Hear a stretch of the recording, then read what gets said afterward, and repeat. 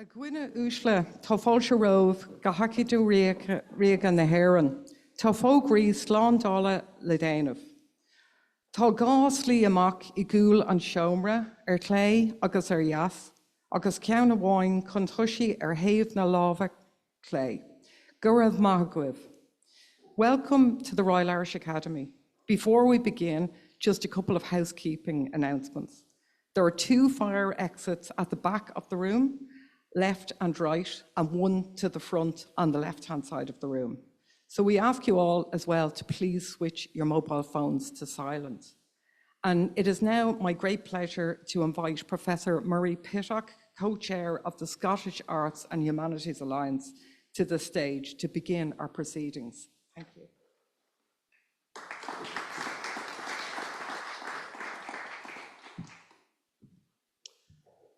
Well, welcome everybody to this event, both the in-room and online audience, an event which marks the culmination of the period of the 2021 to 25 bilateral framework between the Irish and Scottish governments.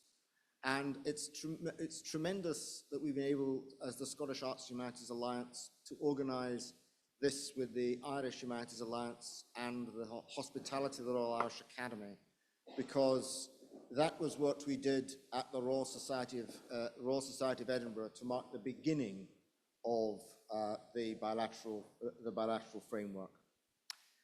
I am Professor Murray Pittock, as the co-chair of the Scottish Arts and Humanities Alliance, which exists to give a single voice to the arts and humanities in Scotland and to demonstrate their relevance to research in all areas.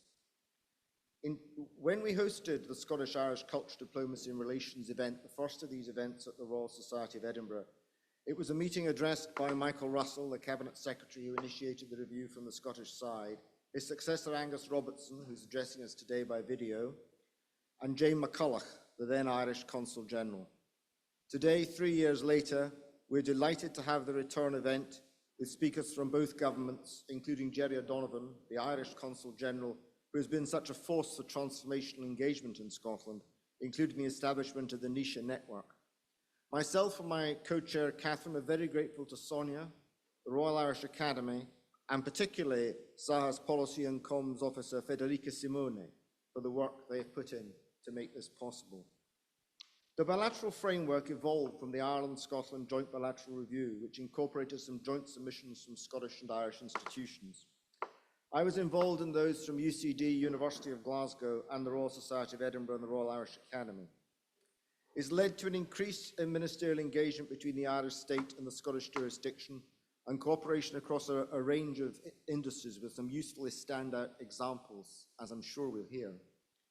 Working together in a deepening framework has been transformative, and both the Irish government's representatives in Edinburgh, the Scottish governments in Dublin, have played a major role in that. Katie McNeill, the current head of the Scottish Government Office in Dublin, who is speaking today, and her predecessor, John Webster, both deserve a mention here. The bilateral review foregrounded several areas: the business and economic relationship, since very much expanded and developed, community and diaspora, an obvious major shared interest worldwide for both countries, rural, coastal and island communities, culture and academic and research links. Today we're focusing on the last 2 of these, culture and academic and research links. In today's world, where national branding is so important for national visibility in a range of areas, not least tourism, culture is a key component of such branding, not least for countries with large diasporas who have the capacity to project a diluted form of soft power in civic, associational and networking activity. I worked in that area in Scotland, but frankly, Ireland is an example to us all in national projection through culture globally. And I particularly remember Ireland's video application to join the Security Council, which was what Ulysses means to me, with a focus on short videos from the global south, which I thought was absolutely brilliant example of its kind. And these things are important not only for the projection of soft power abroad, but for culture at home. In a world where cultural tourists provide per capita a 30 to 40% increase in economic impact over other tourists, the most economically successful jurisdictions in Europe in maximizing cultural tourism as a proportion of all tourism Austria and France have an advantage in that sphere. The integration of food and drink into culture is such an important part of this offer, and in Scotland, that's a recent but rapidly changing development. From space to salmon, there remains so much to work on together as we move from a strategic programme to a topic-led framework of trust. Today, we're going to look particularly at aspects of culture, because culture is the thing which both binds us in terms of commonality and defines us jointly and severally, globally. It's such an important part of that framework. And we will now hear from the Scottish Cabinet Secretary for the Constitution, External Relations and Culture, Angus Robertson, who has forwarded a video in support of our meeting today. Thank you.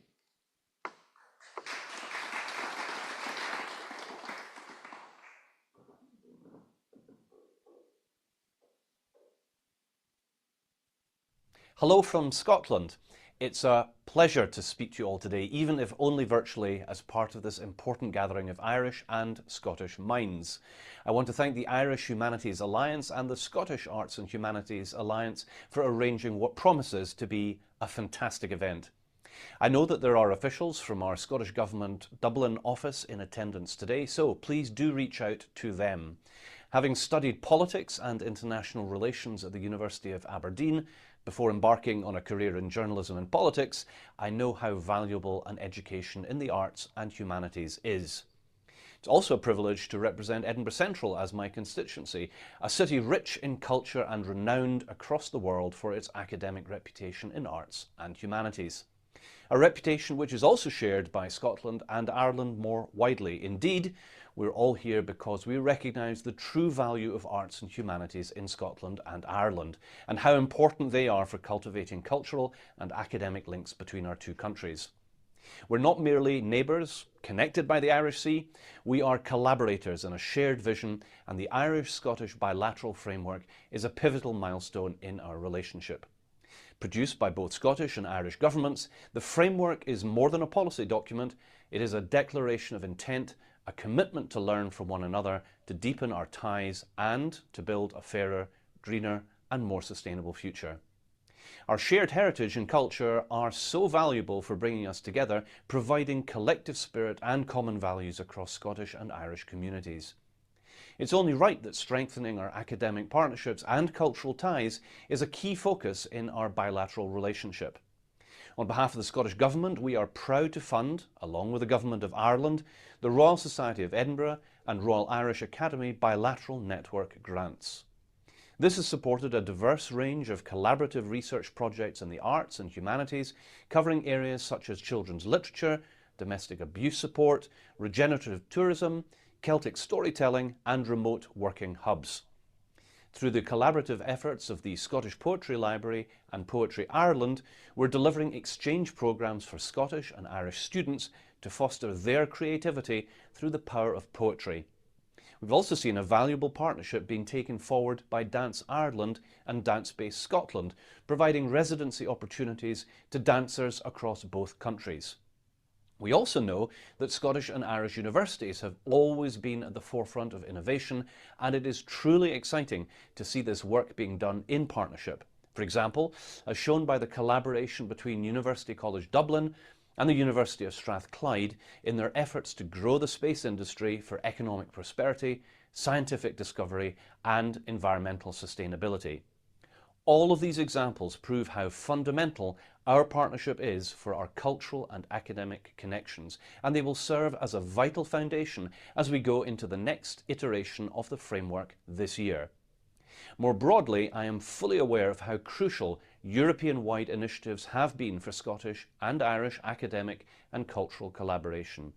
I'm delighted that the Scottish Government will support international research partnerships through the International Collaboration Fund again this year.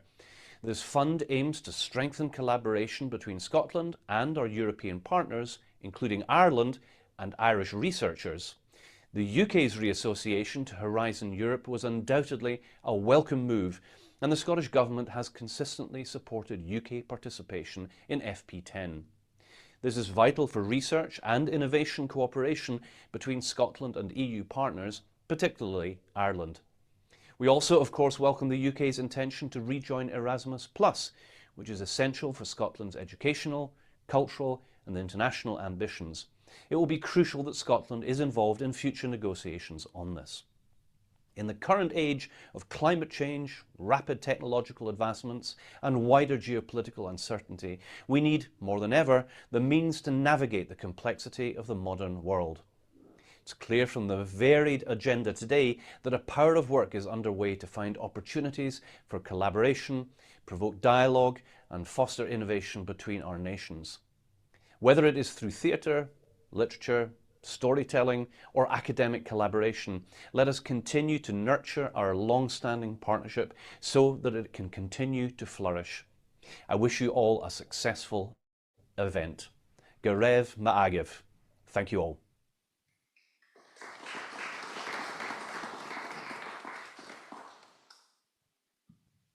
Thank you very much to Murray Pittock. And on behalf of the Irish Humanities Alliance, I am delighted to welcome you all to this afternoon's reflection.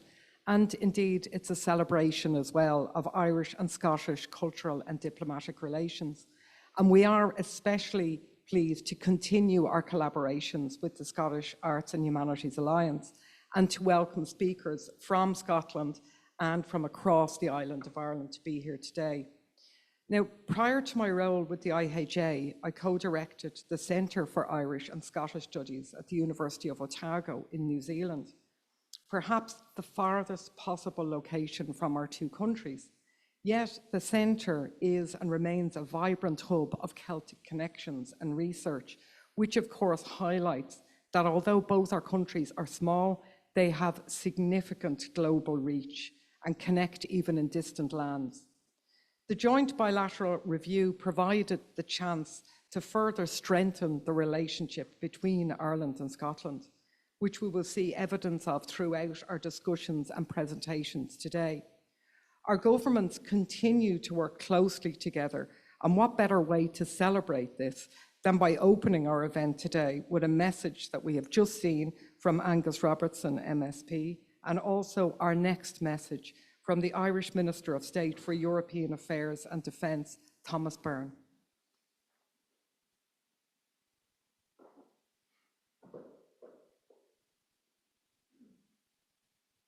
The links between Ireland and Scotland range from the ancient and to the cutting edge of modernity. We're two countries steeped in the tradition of education and shared learning. This dates back centuries. We can point to Irish monk St. Columba, whose monastery on the island of Iona provided the first centre of literacy in the region. Today's conference and its discussions focus on a powerful link between our two countries that speaks to the work of St. Columba, our shared passion for culture and education. The conversations held today will hopefully inform and inspire in equal measure, highlighting the institutions and the arts and heritage so intrinsic to our countries. I would like to pay tribute to the many Scots who have made their home in Ireland and to the contribution that they have made to this island. Some of the world's most famous brands, like Dunlop Tyres and Jameson Whisky, were created by Scots who moved to Ireland. And over the course of generations, Irish emigrants have made an enormous and lasting impact on the world. Our rich heritage and tradition has left an unmistakable footprint in so many places, and Scotland is no exception. Given the focus on this conference, I would like to pay particular tribute to the many Irish academics who have made Scotland their home. They've made a crucial contribution to both Scotland and to our wider bilateral relationships. The event today is organised by the Irish Humanities Alliance and the Scottish Arts and Humanities Alliance, and it's an excellent example of the types of initiatives that can deepen our academic links. Earlier this year, NISHA, the Network of Academics for Irish and Scottish Engagement, was formally launched in Glasgow. This network will play an important role in facilitating deeper engagement. It will build upon the vibrant East-West links already facilitated by the likes of the Royal Irish Academy, the Royal Society of Edinburgh, and our respective universities associations. It will enhance collaboration between our countries, and it will provide a peer support group for staff and students to the benefit of all. The name of the network network is particularly apt. Nisha, of course, was a mythological Irish figure who travelled to live in Scotland and who features prominently in some of the first documented stories of Irish and Scottish culture. Lastly, I want to note that the Ireland-Scotland Joint Bilateral Review has been an excellent framework for cooperation over the last 5 years. The bilateral review includes a specific focus on the academic and research relationships. In the coming months, the governments of Ireland and of Scotland will meet to launch a new cooperative framework, building upon the progress made over the last 5 years. There will be an enhanced emphasis made on the academic and research strands, and we look forward to it facilitating many more engagements, such as this conference, in the year ahead. Thank you very much. Gur míle maith agaibh go léir.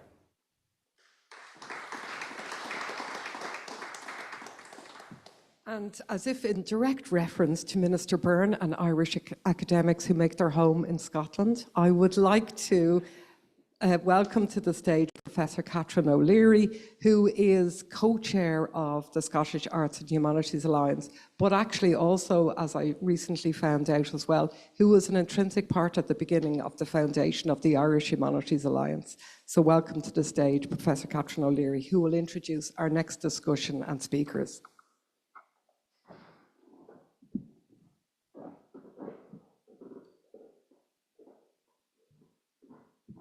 Thanks, Sonia. It's wonderful to be home and lovely to be here at the RIA and to be at an event that joins the Irish Humanities Alliance and the Scottish Arts and Humanities Alliance in conversation about what we do together and how well we do it. I'm delighted to invite to the stage our speakers for the panel on culture, collaboration and diaspora, Mr. Jerry O'Donovan, Consul General of Ireland to Scotland, who's based in Edinburgh and engages widely with representatives from all sectors across Scotland. Jerry is a very good friend to SAHA and a great supporter of higher education links between Ireland and Scotland. And he has spearheaded the creation of NISHA, which, as you've heard, is a network of academics for Irish and Scottish engagement. Professor Triana McCormack is Vice President for Strategy and External Engagement at UCD, formerly Director of UCD Research. Triana is also Chair of the Higher Education and Research Committee of the British and Irish Chamber of Commerce. Her roles, and I've only mentioned a few, mean that she has deep understanding both of the importance of research and of knowledge diplomacy. Katie McNeill is Head of the Scottish Government Office in Ireland, leading Scotland's diplomatic representation and delivering the Ireland-Scotland bilateral framework across economy, research, culture, rural and diaspora themes. She has a background in public policy and law, a wealth of public service experience, and is key to the development and support for links between Scotland and Ireland. And Ciarán Walsh is Associate Director of Culture Ireland, which was established in 2005 to promote Irish arts worldwide.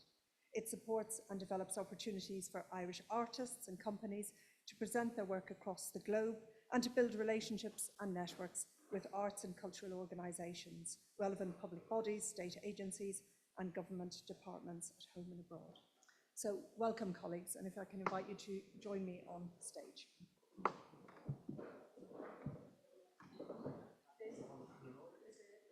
There's no particular order, just have a seat and we shall have a conversation.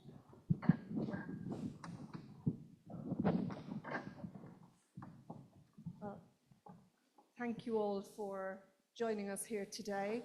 And maybe I'll start with you, Jerry, if that's okay. If you tell us a little bit about your role and perhaps say a little more about NISHA, which I know is a really exciting new development in terms of links between Scotland and Ireland in the higher education sphere.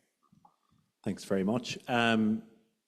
As the very kind introduction, my name is Jerry O'Donovan. I'm the Irish Consul General in Scotland. So I'm effectively the Irish government representative in Scotland as part of our wider network of missions across Great Britain. So we have the embassy in London. We also have missions in Manchester and Cardiff. I won't bore everyone with the particular details, but I mean, our work runs very similar to the bilateral review for those who have seen across a series of strands, which are all, I think, mutually supportive and interlinked and interwoven. So a typical week could involve political engagements, so working with the Scottish Government, local authorities, the UK Government in Scotland, economic work, working with our state agencies. There are 2 state agencies with a presence in Glasgow, Enterprise Ireland, which formally opened the office in Glasgow earlier this year, and Tourism Ireland, who have been in Glasgow for nearly 20 years. We do multiple engagements in the area of sport and culture. I think a good example is yesterday we had the launch of the Hurling Shinty International, which is going to be played in Inverness next month. First time ever. That will also include a double header with the women's fixtures. And that was launched with the First Minister and the Minister of Sport of Scotland and the heads of all the various administrations, the GA, the Commonwealth Association, which covers Shinty, male and female, and the Camogie Association. Culture is a huge area of our work, and I think Huron can probably speak to that as well. We work with a huge variety of partners, and that's a mixture of bringing Irish artists to Scotland. It's supporting Irish artists in Scotland and supporting Scottish artists who want to head over and engage in Ireland and more broadly. And then I think that, I mean, there's also the admin piece, but I won't bore you with the monthly accounts. But I think the final bit, and this for me is a really important point, is the people links. And I think fundamental to what we do in all of the elements I've mentioned, and actually on the admin piece, our plumber is the son-in-law of a former Irish diplomat. And I can tell you that is an incredibly valuable thing to do when you have a 200-year-old building in the middle of Edinburgh. But the people links are what underpin everything we do. It's the movement of people between Ireland and Scotland over the last millennia is the foundation on which everything we do is based. There's very rarely a day goes by where I do not meet someone in my day-to-day interactions who has either an Irish passport, Irish family, Irish heritage, or some sort of affinity to Ireland. And I think that foundation stone of everything we do is hugely important. I think we might speak on that a bit more later. Great, thank you. Katie, if I could turn to you. And again, if you can tell us a little bit about your role and the links between Ireland and Scotland from your perspective as the Scottish Government representative here in Ireland. Yes, thanks, and thank you. Jerry's probably covered, because funnily enough, the roles that we have are relatively similar. I have to say, I probably have slightly less admin than you do, Jerry, because we don't have a consular function here, because that's taken care of by our colleagues in the British Embassy, which is where we're actually based and have our offices. So my role, as you outlined in your introduction, is really to be the Scottish Government representative here in Ireland. I work with my deputy Paddy, who is also a Scottish diplomat posted from Scotland over here. So please do have a word with Paddy later as well. And we also have 2 representatives of our trade body, Scottish Development International, and amazing events, culture and business manager, Sharon McNeil, who hails from Limerick, which is very important because that means she knows everybody in Ireland. So I guess I maybe pick up what Jerry said there, because I think perhaps something about what we do is about, you use the week that we're in, and maybe it's the week that we're in and the week that's coming next to illustrate the sorts of things that we do as an office. So obviously we're guided by the bilateral review. That gives us a framework, and that gives us the outline of all the areas that we collaborate on. And of course we would have Scottish Government international strategies and cultural strategies that we work to.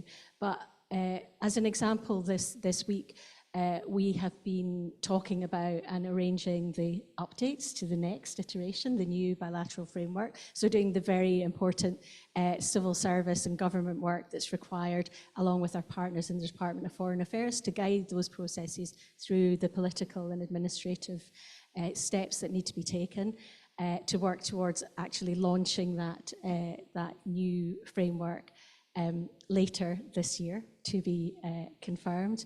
We've been working on the launch of a book that's going to mark and celebrates the 150th anniversary of the founding of Hibernian Football Club, which is one of Edinburgh's biggest football clubs.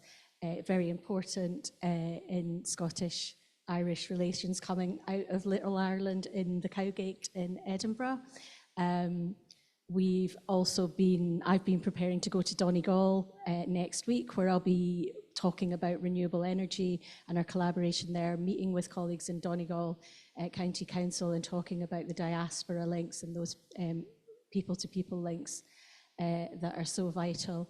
And we're also looking forward to engaging culturally, lots of cultural events coming up. So I'll enjoy watching some fantastic Irish theatre in the Dublin Theatre Festival, really kind of picking up on that phenomenal work of storytelling that goes on. But we're also turning our minds to our own sort of storytelling event that's coming up, as in our Burns Night. So we're already starting to prepare for that, because when it comes to cementing those business relationships or artistic relationships or government-to-government relationships, never underestimate the power of a good Burns Night.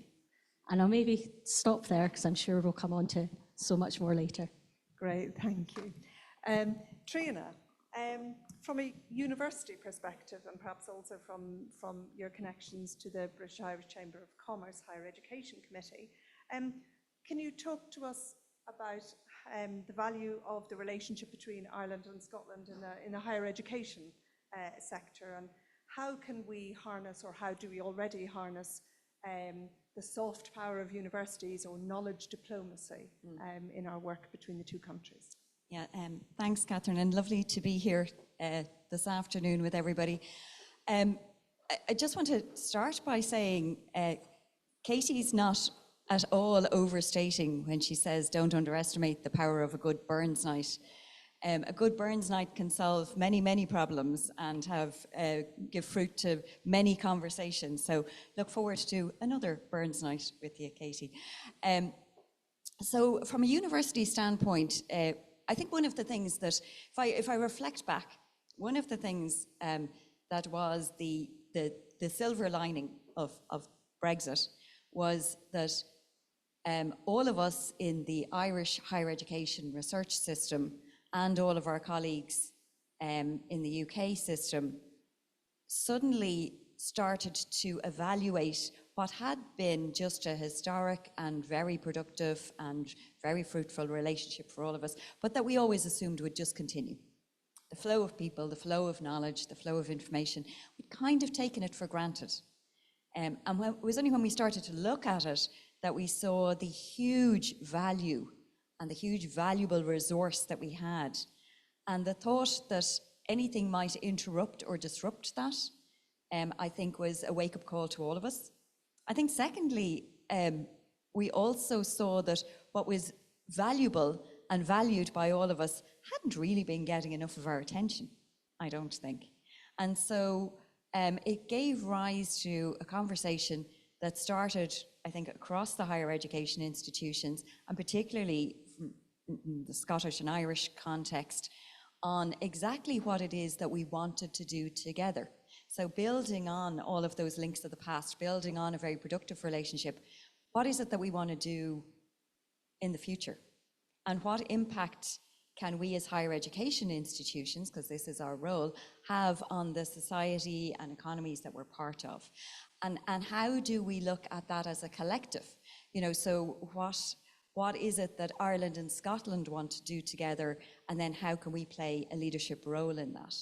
And I think that that is still a hugely valued and valuable conversation that we're all having. So just even to pick up on a couple of things that both Jerry and Katie have mentioned, I mean, I'm not going to even comment on research diplomacy or sports diplomacy, because I'm going to leave that to the very, very able diplomats on the stage with me. But when we think about the diaspora, and when we think about how Scotland and Ireland manage those networks, and think about that as we move forward into a digital age, you know, we're the world leading experts. So what is it that we should look at in terms of people-to-people connections, in terms of societal connections. And as we move into the digital age, what does that look like? And how do we maintain and sustain that?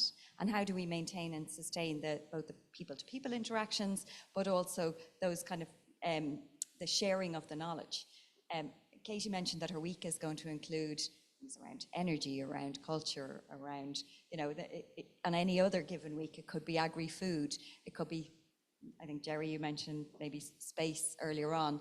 So all of these are areas of advances in technology where there's huge shared overlap between the context in which those things are happening in both of our jurisdictions. And one of the things that I think is a huge advantage in the Scotland-Ireland relationship is how we approach those.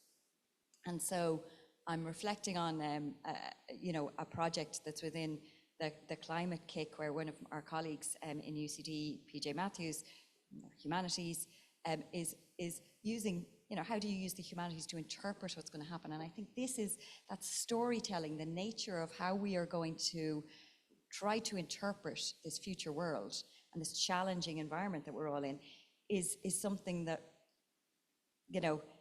if there was an Olympics of it, we'd be right there at the top of the league table as Scotland and Ireland. So what is it that we want to do together in that context, and how can we be leading then in what we do? So, and I think those are some of the conversations that we've been having, particularly at the British Irish Chamber, when we've been talking about the future relationship and what we want to see in the cooperation framework. The bilateral review emerged from a lot of those early conversations post-Brexit as to, well, how do we move forward with purpose? And now we want to be really purposeful as we look to the future. And I think we're all looking forward to the framework to facilitate that. But conversations like this can really inform what it is that we do next. Great, thank you. And Ciarán, I think we could agree that the Irish cultural sector punches above its weight internationally, and we've just heard that also. It celebrates who we are, but also what we can be. From your perspective, what is the value of external engagement in terms of Irish culture, and particularly with Scotland? Well, just it's great to be here, by the way. Just at a macro level, for a lot of Irish artists based on our island economy, a lot of professional artists need that international engagement to have viable careers. They need to have that off the island activity. Just to say a word or two about our organisation. So we were established in 2005. We're a unit now of the Department of Culture, Communications and Sport. Our annual budget this year is, it all descends into money a little bit, but it's just to say it's quite small. It's 8 million euros. But it absolutely is a catalyst to artists engaging. In 2024, we supported about 800 projects across all art forms for 5,500 artists and arts professionals to go to 40 countries to reach a live audience of just over 6.5 million. So it's a privilege for us to be able to do that. And in looking at the themes for today, Scotland for us is, in a way, it's a key stepping stone for artists on their way to kind of broader global engagement. In terms of our most recent activities, we would have supported 8 productions to travel to the Edinburgh Fringe. We would have had an Irish artist, Alice Recab, was at the Edinburgh Art Festival. We were the focus country at Celtic Connections this year at Showcase Scotland in Glasgow. And I suppose both countries' commitment to that cultural relationship is demonstrated by the Scottish First Minister was at the Ireland Showcase event in January, and our own minister travelled to Edinburgh in August for a long programme, for a 3-day programme, which is anybody who works with ministers and their travel programme is going, that it's long. And he came back so enthusiastic about what he had seen in terms of the Scottish kind of festival environment. And I'll also say that what's being created in Scotland, absolutely Irish artists are utilising that in terms of presenting their work in Scotland, to engage with international promoters who are in Edinburgh, to go to other festivals across the world. But it is enviable for the Irish to see what Scotland has created, I suppose, particularly in that the post-war, the International Festival, the Fringe Festival, Celtic Connections in the last kind of 50 years. They are such valuable showcases, not just for Irish artists, for many artists who travel to Scotland, but it is for us. It is for us as a territory, it's the most valuable outlet to create those relationships. And again, just not quite to descend to money, but about 10% of our budget, of our annual budget, is earmarked for showcasing. So that's not supporting the opportunity, that's about developing the opportunity. It's about bringing emerging artists, maybe for their first international engagement, for presenting it to international presenters who travel to Ireland. But in Edinburgh, it absolutely is the stepping stone. So it's a real, I think it's a real tribute, and I just would acknowledge the support of the consulate in particular for the work that we do in August. It's absolutely invaluable. So yeah, I can talk in more detail, but I think that just gives a kind of a broad overview of what we do. That's great, thank you. And yes, I mean, the cultural life in Scotland is pretty spectacular, as you say, in terms of festivals. It's wonderful, and always an Irish presence quite visible within it, but really important, the cultural sector, obviously, in both countries. I am going to throw it open to the audience in a couple of minutes, but before that, given that the two governments are looking at what they will do next, as the joint bilateral reviews, as it was set up, is coming to the end of its period, and we look towards the future. What opportunities do you see for Irish-Scottish relations, and particularly in the cultural or higher education sector going forward? And again, I'll just... Jerry first. Go first. Where do you want to go? I'm happy to go. Okay, super. I mean, I suppose what Katie and I have spent many hours talking about this process. I think firstly, the thing we acknowledged was that the consultation process for the bilateral framework was very extensive. I mean, involved a huge amount of outreach. I think it did a very good job in identifying the key areas of work. So we felt ripping all that up and throwing it out was probably not a good use of our time, because we'd just be reinterpreting those areas. But what I thought, and to give Trina and some of her colleagues in UCD as well as the University of Strathclyde a particular shout out, what was really interesting was some of the stuff that was built upon the bilateral review that was not referenced at all within the bilateral review. So you mentioned the space economy earlier. So Strathclyde University and the UCD did a home and away, I would call it multi-year rotating in future, I think, set of conferences. Now, space economy and the space research was not mentioned once in the Ireland-Scotland bilateral review, but they utilized the framework of the bilateral review to identify thematic streams that had relevance to space research and space economy. And on the back of that work, they signed an MOU for enhanced collaboration and engagement and supporting the sectors in the two countries. I mean, I think one of the things that was highlighted from that conference is Ireland's first wholly built Indigenous satellite, AirSat.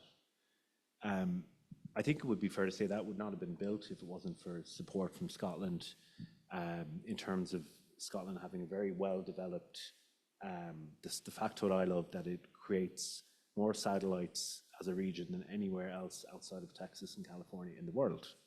So being able to draw upon that, that expertise, that knowledge, but also from a location that is culturally very aligned and very similar to Ireland, shared legal system, shared structures.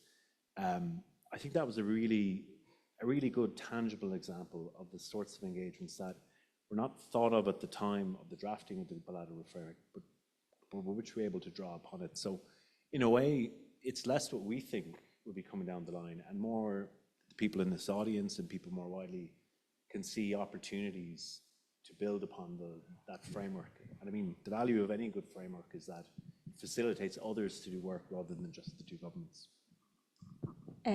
Yes, thanks, Jerry, and I would agree with all of that, absolutely.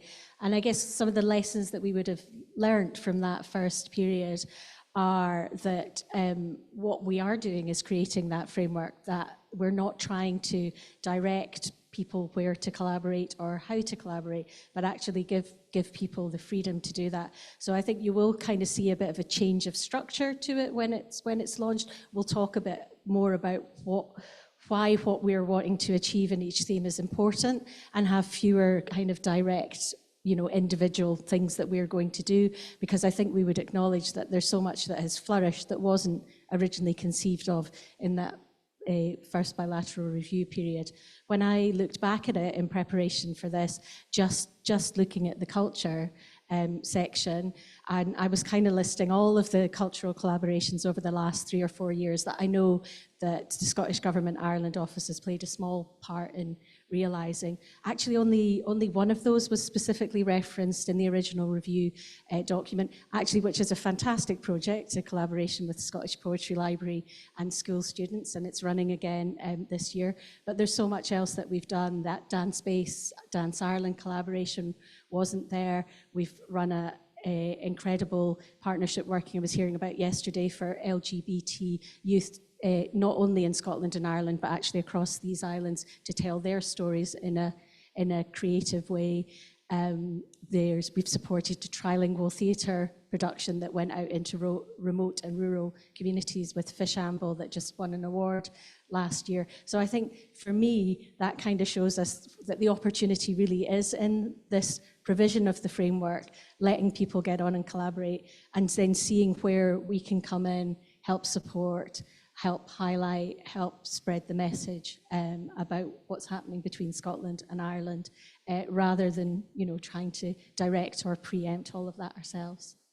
Great, thank you. And I mean, that's a real indication of the success of the framework, the fact that it has inspired so many projects that weren't specifically referenced. So good times ahead. Trina, from your perspective, what are the opportunities of the next 5 or so years? Yeah, and I think that brings us right into research, right? Because the whole purpose of research is that sometimes you don't know where it's going. And so things spring up and gives rise to new opportunities. And I think that's the beauty of it and the beauty of the relationship. What you heard reflected there as well a little bit is the absolute synergies, right? So, areas of synergy, but complementarity. So Kieran was just mentioning, that your envy of the Scottish cultural festivals, etc. And Jerry mentioned about that collaboration in space, Ireland's very first satellite, whereas Scotland is launching these things constantly. So I think it's that synergy. So, and understanding what it is that we can do together. So this is always the nature of any partnership. And it's the partnership between, two academics who want to work together. It is, well, what can we do together that I can't do alone and you can't do alone? And so that's very fundamental, I think, to what we want to do.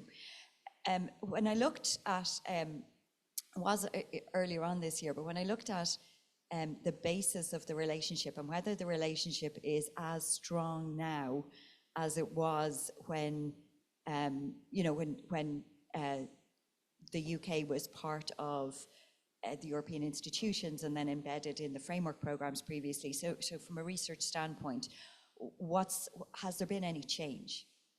And actually the change is, interestingly, in some ways, a quite positive one, in that the percentage of projects where the Scottish partner, Irish partner are part of the collaboration has increased. Now, the flip side of that is, of course, the early stages of Horizon Europe were a bit more difficult for UK partners, and so you see a kind of a decrease in the overall quantum. But where they're participating, the degree to which they're participating with Irish institutions is increasing. So that kind of more purposeful, I think, collaboration is part of the feature of what we want to do next and where we want to go next. And the Minister, our Secretary, mentioned earlier those collaboration awards that are to seed new projects, and I think I'd encourage everybody here to take the full opportunity from those. And I know we'll be hearing about some of the other small, the small RIA-led grants, the Ireland-Scotland grants later on. We're also looking at models that are working elsewhere. So the Welsh Government and Irish Government have put in place kind of a small seed fund that encourages people to collaborate and to identify and maybe develop those small projects. It's reasonably small money, I think 30,000 on each side. But that's the pathway that we need to facilitate people to work more closely together to maintain, and that is the nature of then maintaining those partnerships, relationships over the long term. And that's what leads to the consistent flow across our sector in research, in education, people going back and forth. I mean, on any panel that I'm ever on talking about higher ed and research, whether it's Scotland, Ireland or UK, Ireland, there's always examples of, somebody Irish who's in a Scottish institution and somebody Scottish who's in an Irish institution on whatever panel, and here you are, Catherine. But I think that just underpins this consistent flow of talent and people that are the core of then how we generate knowledge together and then how we take it into interesting places, such as the space collaboration, such as energy collaboration, such as cultural collaborations and other domains. And I'd really like to reflect back on kind of what I said earlier. I'd really like to see how we purposefully do that in the years ahead. And I think the framework can be a real facilitator of that, as Jerry and Katie have already pointed out. Great, thank you. Yeah, as you say, it's a really important also to have these seed funding opportunities and these opportunities for collaboration that we can continue to build on. Kieran. I might just pick up on that, which is it's striking the similarities from what I'm hearing in further education and research and on the cultural side, because our experience would have been very similar, that since 2016, since the changed political environment, we would have, in a way, become closer to our Scottish colleagues for a variety of reasons. Some of those are very practical ones in terms of the common travel area and the changed environment for other artists touring into the UK. Some of those are, I think, nobler, if I could call it that, in terms of like that Celtic spirit that indeed we're looking at initiatives around Scottish, Welsh and Irish, sometimes driven around a collective ambition around minority languages. The projects that mentioned there, the Fishamble project, the Trilingual project, also in terms of Celtic Connections, we're looking at collectively the three nations looking at showcasing artists who are specifically present in their own minority language. And I suppose the more broader comment I'd have about cultural collaboration is, and I suppose from a Cultural Ireland point of view, we're very much seen as the export side of the engagement, but more and more in talking to colleagues, there is a reciprocal piece that needs to be kind of dealt with in terms of the Ireland-Scotland relationship.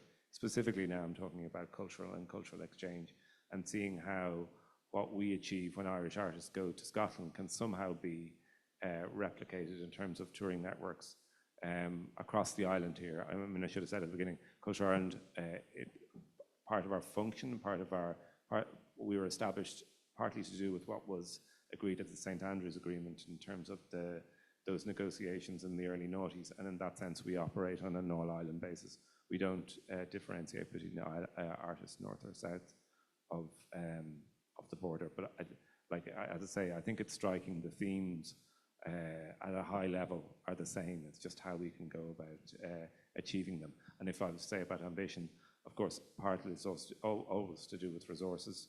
The demand in our schemes is about, as I say, our budget's about 8 million our demand every year is between 14 and 18. So we have a job of trying to satisfy that demand. And the last comment I'd make is, it is all about people. So all the relationships that we have ultimately, I always describe our relationship as three-legged stool. There's the artist, there's the presenting organization or festival or gallery, and then we're the third leg, and we're just enabling that relationship between the artists and presenters.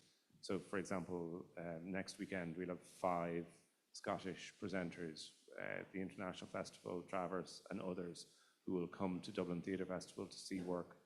Now we've supported them to come, it's part of the showcase work that we do, that they'll come to Dublin next week and see work, and that will lead, the cycle's kind of started for us already in terms of what we present in Edinburgh in August 26th, but it's worth saying that. Yes. I'd love to just pick up and kind of close off a bit on what Kieran's saying there, because I really acknowledge that there is this incredible flow of artists and shows and work being presented from Ireland into Scotland, particularly in the Edinburgh festivals, and we're really, really keen that we understand and support Scottish artists to take more opportunities here in Ireland. And one of the specific opportunities we're working on with some generous funding from our colleagues at the British Embassy too, as well as our own, is to bring the Edinburgh Fringe over in January next year to engage with industry, to understand better the touring opportunities and to celebrate the work that goes on between them, and also to get them outside of Dublin. So they will be in Dublin, but also in Cork and also in Limerick, and we'll kind of conclude by going to the new festival in Limerick, All We Have Our Days, which is over the Bridget's weekend. So I do think that a reciprocal in us understanding more and providing those opportunities will only strengthen the relationship. Great, that sounds fantastic. I'm looking forward to that. I'm conscious that there may be other people with questions in the room, although I could keep asking questions. Maura, Sonia's coming with a mic. Thank you, Catherine. Welcome home. My name is Moira Nianrachine. I'm Emerita Professor of Irish in UCD, and I have an unresolved 50-year addiction to Scotland.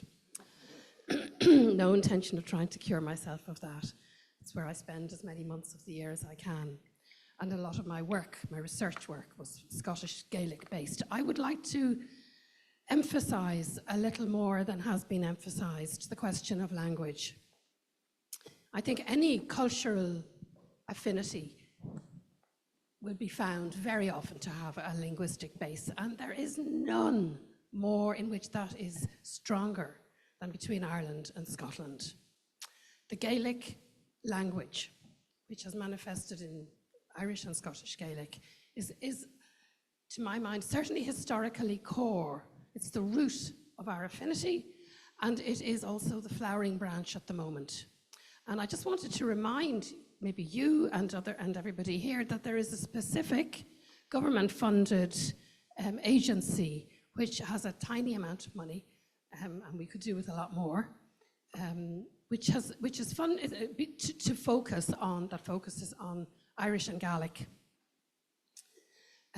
It originally started as a tripartite arrangement between Ireland in the south, Ireland in the north, and Scotland, and now that First na Gaeilge has taken it over, it's Ireland north and south on the one hand, and Bors na Gaelic in Scotland, and it is government funded in both places.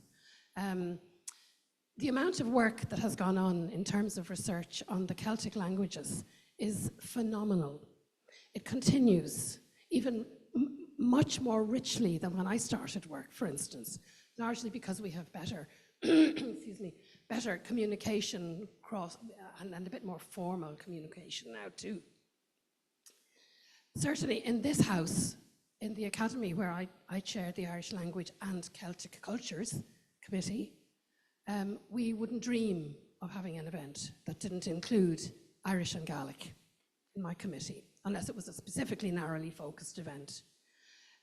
We're under some pressure to include Manx now too.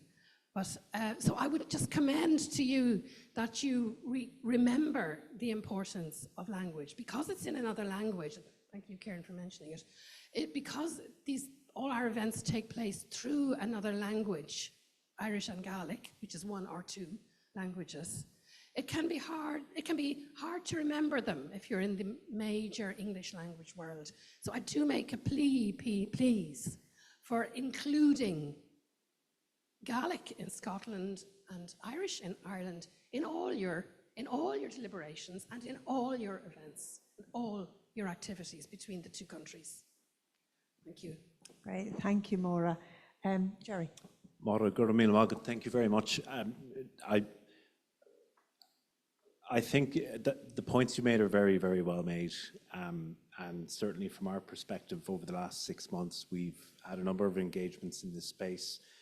I think probably the largest, and certainly we're hopeful, most impactful. We did an event in Aberdeen, which is not a Gaelic speaking area, but its School of Modern Languages was under threat, and we were asked to sign a letter of protest along with our EU colleagues, and we said, well, that isn't really how we tend to operate. We decided we'd host a conference instead.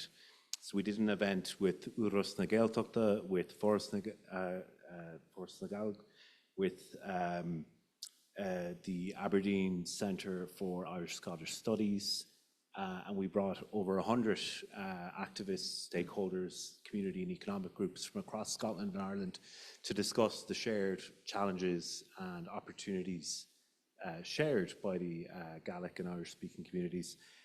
And particularly in that, we were looking at where are the gaps in collaboration. And one thing that we really focused on was actually a number of the universities in Ireland and a number of the councils in Ireland have done really interesting work in terms of trying to facilitate daily activity in Irish.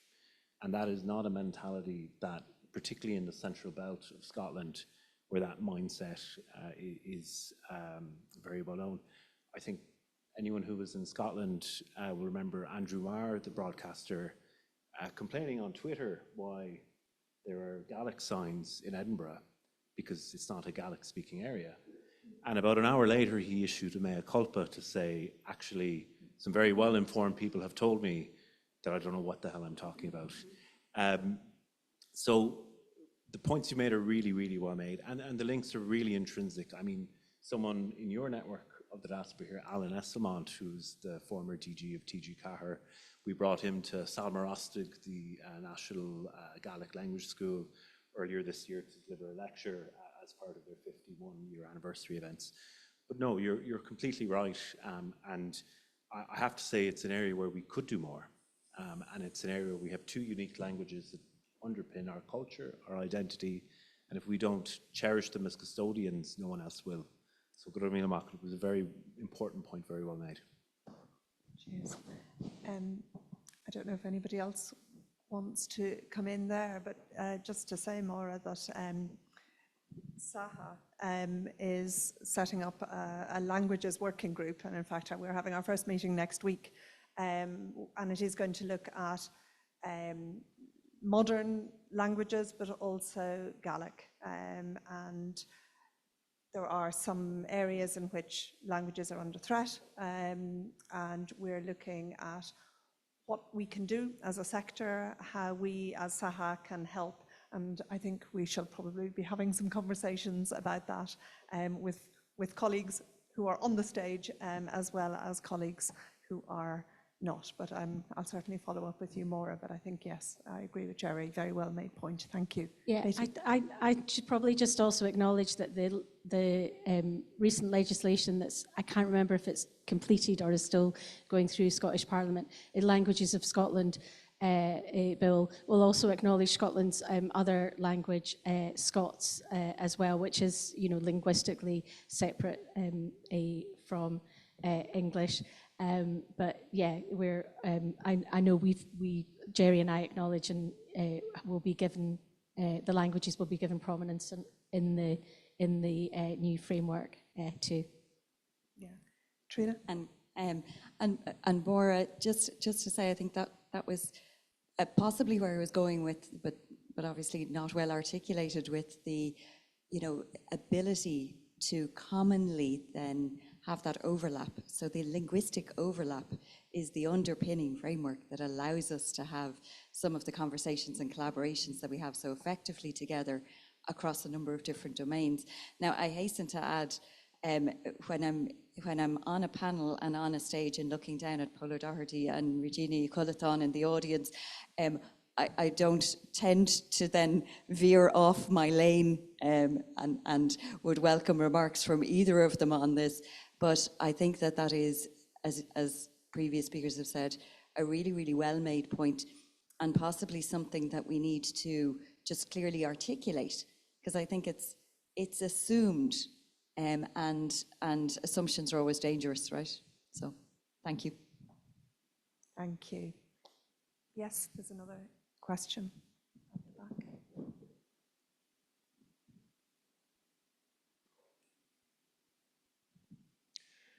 Gur míle maith agóibh Fergus O'Béire is anam dom mis ceannar na hifige Parliament na Hórpa an seo in Éireann. So Fergus O'Béire is my name. I'm the head of the European Parliament's liaison office here in Ireland, just a couple of blocks away.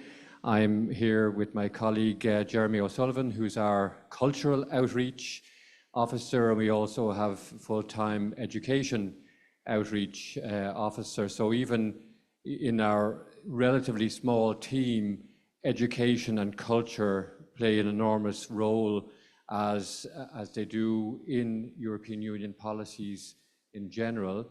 And as the founder in many ways, Robert Schuman, famously mused at one stage, "Si je devais recommencer, je commencerais par la culture." If we had started with culture as opposed to coal and steel, this very idea of the unifying force of culture. And I wanted to pick up on one of the comments made in the panel there about the idea of being able to do things better together. I mean, some things that you can't even do at all by yourself, but some things you can certainly do better when you do them together. And to broaden out from just an Irish-Scottish context to Irish, Scottish and European Union context. And someone else mentioned that thankfully the current British government is reconsidering, in relation to Erasmus. We also have the Creative Europe program, Horizon. We have, so much going on in the education, research and cultural world. And it was, Brexit, a dramatic loss for the European Union as a whole in that sense. But I have a counterpart. We have a London office of the European Parliament, which under Brexit we were allowed to keep. We used to have an office in Edinburgh, and that was not under the Brexit arrangement allowed to stay at that time. Maybe that could be revisited. And nor to open one in Belfast at that particular time.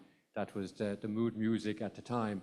But anyway, even with my London counterpart, we have a lot of, so far, cross-border initiatives. We're doing a schools program up in Derry soon, and definitely we're very interested to explore, cross-channel, and also thinking in terms of different dimensions of the Windsor framework and how the European Union, which has always contributed to better cultural understanding, that's its raison d'etre in many ways, how you might consider a role there.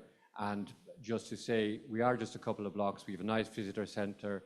Tá gachrad as Gaeilge freisin, is féidir siúra tríd an lár as Gaeilge nó as Béarla. Many of you mightn't have been there, but you're more than welcome to visit any time for guided groups or community groups or whatever, as Gaeilge nó as Béarla. But that's, getting to something very concrete. But in the general scheme of things, how do you see trying to fit all of this into a broader European Union and drawing on what is there and the goodwill on the part of the European institutions to foster these kind of relationships? Thank you. Thank you. Who'd like to take that? Trina. I might start and then, because you make a very good point about cultural diplomacy and the value of the cultural connections. And And one of the things that I think we need to take a look at is how we value that, and how we create the non-GDP based measures of the value of cultural connection, of engagement people to people, of the human to human interaction, and underpinned by many of my colleagues from in the room today from Humanities Alliances. And I think that is a really important conversation for us to have. It's an urgent conversation for us to have, because and I think it's a wonderful quote, which I'm going to absolutely take from Schumann forward into other rooms. But he's right. If we had started there, now let's look at today's world and say, okay, we're starting here. And if ever there was a moment where we need to return to those cultural and human-to-human roots, it's now. And so, but understanding the value of that and the value of that connection. And so I would love to see Ireland and Scotland actually taking that role in a wider leadership in a European network. And so there's a project idea for anybody in the room that likes to pick it up. But I'd love to see us do something in that space, because I think we're so well placed to do it and to have that conversation and to have it more broadly and multilaterally. Yeah, thank you for. Thank you. Maybe Katie, would you like to come in? Yeah, I think it would be remiss of me not to say that Cabinet Secretary Robertson would have loved to have heard what you just said there, and of course would very passionately believe that that Scotland and the EU should continue to have a conversation.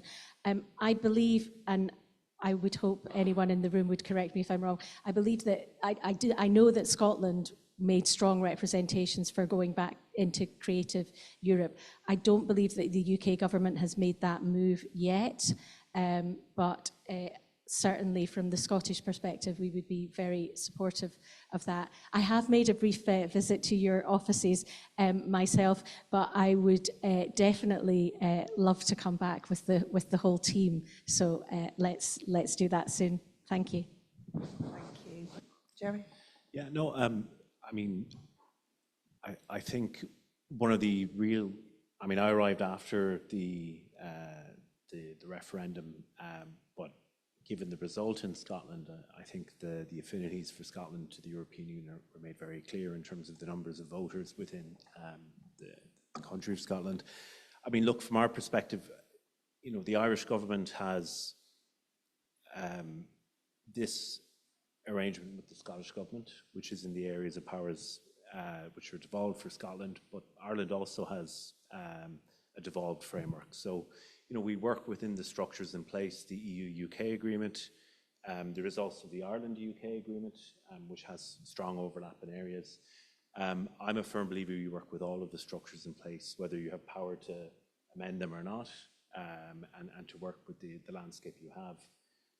But certainly the trajectory of travel, both in terms of messaging from London and from Brussels, is that maybe the spirit of ever closer union is being sought, and how far that goes in terms of legislation and commitments. Certainly my regular sense from engagement with the Scottish government is that they would seek to explore within the full confines of that relationship as in place. So certainly it's something we could explore very much in terms of the kinds of work we do, but obviously there are structural challenges in terms of specific commitments within the bilateral review itself. Yeah, I think that's where we're at, and but I think everybody is trying, and I certainly know both the IHA and the Scottish Arts and Humanities Alliance are also members of a European alliance, and we are very much about how can we work together with our, as Scottish and Irish alliances, but also where do we see ourselves within the bigger picture. It is very much part of how we operate. So we do collaborate with each other and with each other together with European counterparts.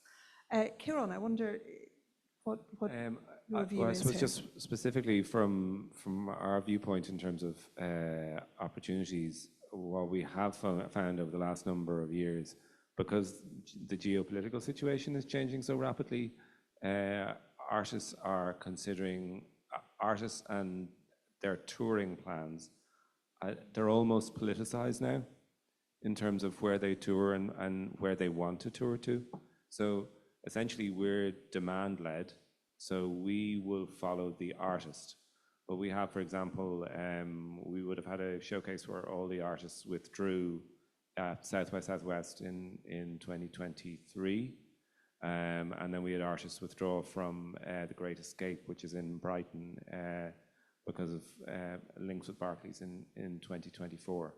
So it is becoming a subject of debate within artists who do consider international touring and presentation as part of their career path. So it's definitely something we're more cognizant of. And I suppose we are looking particularly to artists and saying to them, are there territories you may not have considered before now, but now you should? Because so much of our work, again, maybe pre-Brexit would have been artists going to diaspora-based territories, the US, to Canada, to Australia, and to the UK, to Scotland and England. Whereas that's definitely shifting, and you see artists maybe looking to the EU in the way that they hadn't. And also, we would be encouraging artists to look more to short, medium haul travel as opposed to long haul travel in terms of our own kind of sustainability, I wouldn't say goals, but in terms of our sustainability ambition, we would be looking at that. So it's definitely a changing environment, and definitely there are opportunities within the closer network of territories for us potentially to work together. Thank you. A couple of questions there, Sonia.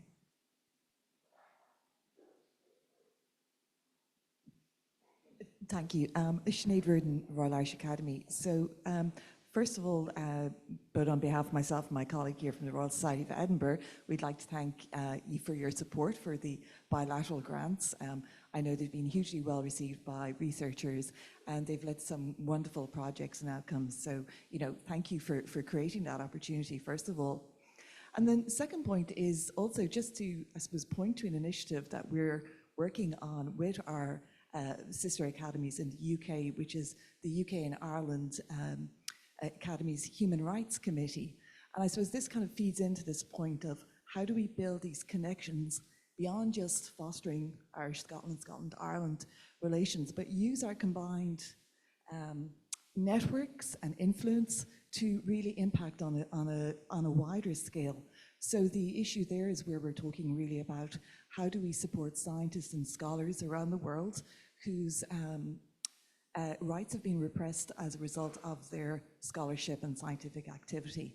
And I think there's a real opportunity there perhaps for our countries to look at how do we, how can we use our university networks, our government networks, and our research community more broadly to represent and speak to that kind of set of very strongly shared values.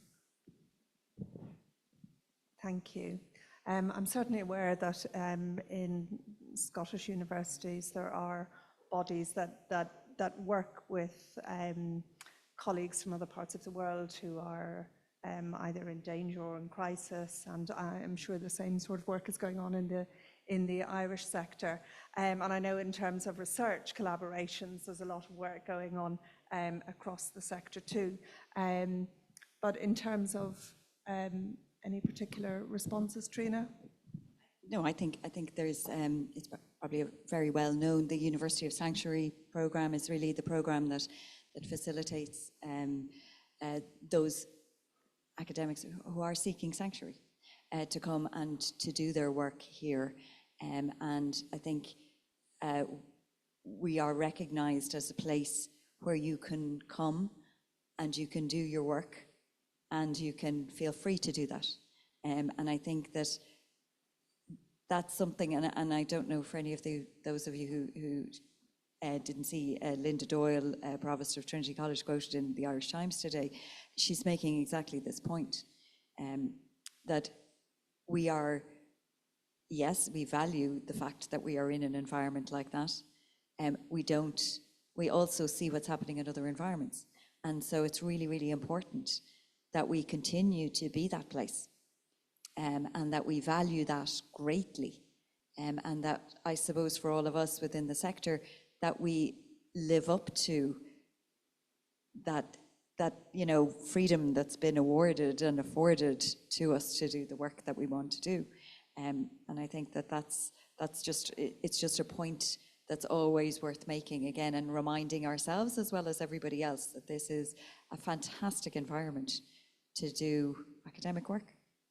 Yeah, thank you. And I think in terms of the Universities of Sanctuary in particular, and because this is something that exists in more than one place, colleagues who are involved with organising that in both Scotland and Ireland are in touch with each other, which is very helpful. These kinds of networks, some of them which have emerged from research collaborations with colleagues who are struggling, but also these quite specific programmes to help each other are already cross-national, which is extremely useful in terms of sharing best practice about how to help colleagues. But thank you for that, very helpful. I believe there was another question. Thank you. Hi, can you hear me okay? Yes. Hi, my name's Kerry. I think I'm well known to those on your panel, but for the purposes of everyone else here, I'll introduce myself. I'm the director of the British Council in Ireland, and we work between Ireland and the 4 nations of the UK, working in non-formal education, higher education, and also arts and culture. So what we try to do is to develop projects that bring individuals together, as well as, more recently, because I would have an academic researcher kind of life and previous experience, I'm very interested in insight and trying to map mobility and trends both in higher education, undergraduate and postgraduate flows between the UK and Ireland, but also more recently in culture. So myself and Kieran and his colleague Sharon have been working on a Culture Connects mobility mapping study that explores the movement between artists between Ireland and the 4 nations of the UK. And for the first time, all the arts councils as well have given data to that study, Creative Ireland also, Culture Ireland, and ourselves. So it's been really interesting. There's been some kind of qualitative research done as well with artists to see what could facilitate and bolster the relationship further. And with Trina, working with UUKI and UCD, bringing over a delegation of provosts and vice provosts in March, I think it was this year, kind of trying to stitch people back together again now that the UK is back in Horizon. And they're just kind of some examples of work that we've done, and also with Katie on Tai Ti Teach with Welsh Government as well, and with Fishamble, which we all won an award for just about 2 weeks ago, which was a really, really wonderful Life in the Community Award in Business Arts. And I have a plan for Jerry. I'm just going to speak to him after. he's in my sights. So yeah, so that's kind of what we do, and kind of gives you a flavour of our purpose, which is really about fostering trust and understanding between the 2 nations, the five nations that I kind of think of it. So I have a question for the panel, and for each of you. You can imagine in your roles and in my role, there is so much to do. And we can all see the huge potential of the Irish-UK relationship and the Irish-Scottish relationship particularly. And I wanted to ask each of you, if you could choose one thing, if you had a wish list that could make a fundamental difference to Irish-Scottish cultural diplomacy and relationships, what would it be? There's a challenge. Jerry. I think probably all of us will have the same answer, potentially. I mean, it's funding, which is a challenge in the current landscape. And I do think, you know, I think there was a number of initiatives in the bilateral framework where we had high ambitions for collaboration, and a variety of events occurred which made it far more difficult to deliver those. You know, we're in a landscape where there are, you know, multipolar demands for engagement. So, you know, securing funding for any engagement is not simply as easy as writing a framework agreement and saying, now the money will magically occur. You have to engage, you know, on a bit-by-bit basis. So, you know, an Irish-Scottish magic money tree would be fantastic. But it is magic, unfortunately. So no, and this is something we will continue to work on. It has to be evidence-based, it has to be something where we can showcase value for money for taxpayers, the benefit for those we're engaging with. But it certainly is a space where I feel there is huge scope to showcase that this is actually an excellent investment for both of our mutual benefit. Music to my ears. It feels to me like surely in Celtic mythology there should be a Scottish-Irish magic money tree. It's probably in the middle of a loch somewhere. So Jerry, maybe we should start looking at Google Maps and zooming in and seeing if we can find it. Yeah, I mean, I think we love being really creative with the funding that we have, and I think we've been able to do incredible things, and often, as Kerry said, it would be with support of British Council as well. But yeah, it would be fantastic, let's say, if the results of the Edinburgh Fringe coming over, learning more about touring in Ireland, if we were able to access funds then to kind of deliver on stuff for more artists to come, for them to meet their counterparts or to work with and train students, that sort of thing would be just incredible. True. Yeah, and carrying on the theme of because I had exactly the same thought, and I thought, I wonder if we were to look really, really hard into our folklore collections. And we've a pretty good one in UCD, so, you know, there's a task back at home base. Could we find that Celtic money tree? I think you've made the point already, Kerry, mapping the networks and actually understanding those networks.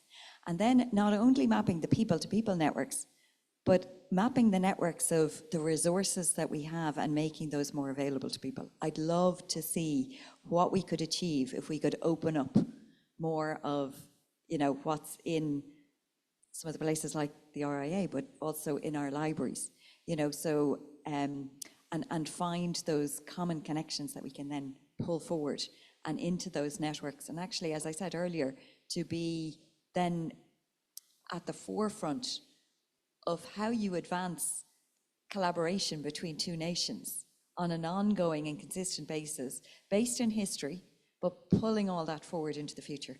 And I'd just love to see us do that. And to have then kind of that shared asset base, essentially, that we're kind of using to do that. And so that there is a real openness and a kind of a flow. We said it before, flow of people, flow of knowledge across the two countries, I think would be just hugely positive. Generally requires money. So right back to Jerry's money tree. Thank you.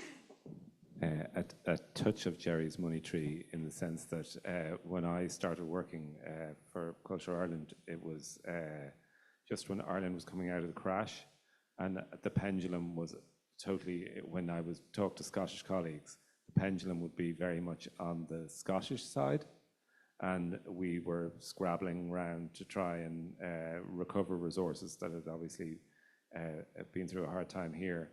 And it feels a little bit now that the pendulum's kind of gone the other way, that we're in a very fortunate here in terms of arts funding, in a lot of ways, that we've managed to retain many of the resources that were put in place in direct response to the pandemic, that we've actually managed to maintain those. So while things aren't perfect here, I'm not saying they are, I know there are pressures in Scotland on the cultural funding side. So I would like the pendulum to be in the middle, that there's kind of an equality of resources.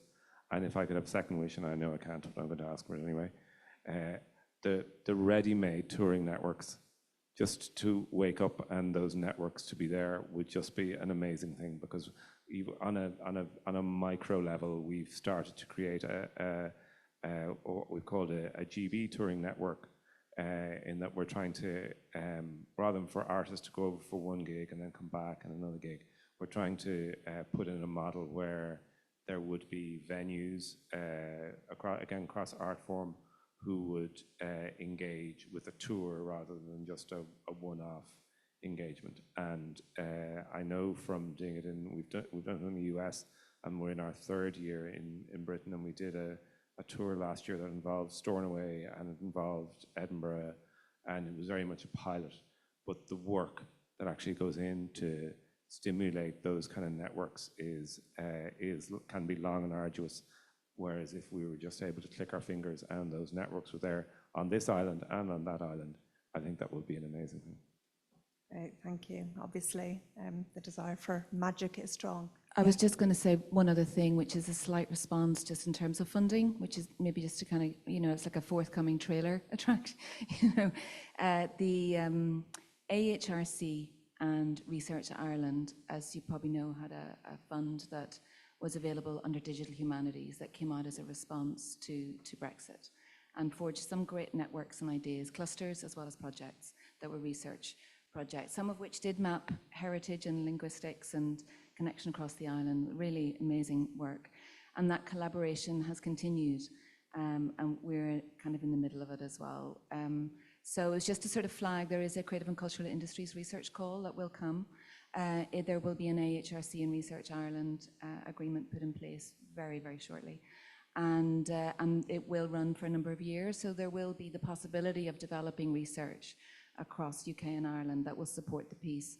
I mean, I think the UK, in terms of the Creative Policy and Evidence Centre, has done incredible work in terms of evidencing the brief of culture, of heritage, of workforce, of arts, of inequality, of ethnic minorities, their profile in the workforce, socio-demographics, and all that kind of stuff.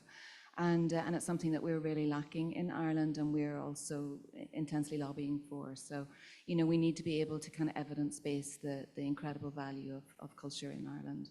And not just talk about it in a rhetorical kind of sense. So there's those kind of two things just to kind of flag. And then finally, Jerry referenced the Ireland-UK agreement and the summit, and under that bilateral initiative as well, there are a number of strands, I'm sure some of which will be open call from a cultural perspective, as well as internal governmental agreements. So thank you. Great, thank you for that. Can I just hop in with a third wish, which is, I know, greedy.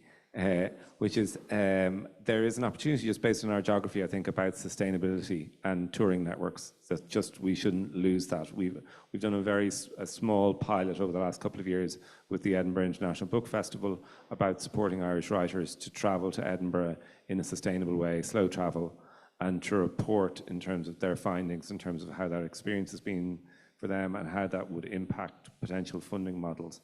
But I think, based on our geography, again, there is a potential asset there for us maybe to look at. Great, thank you.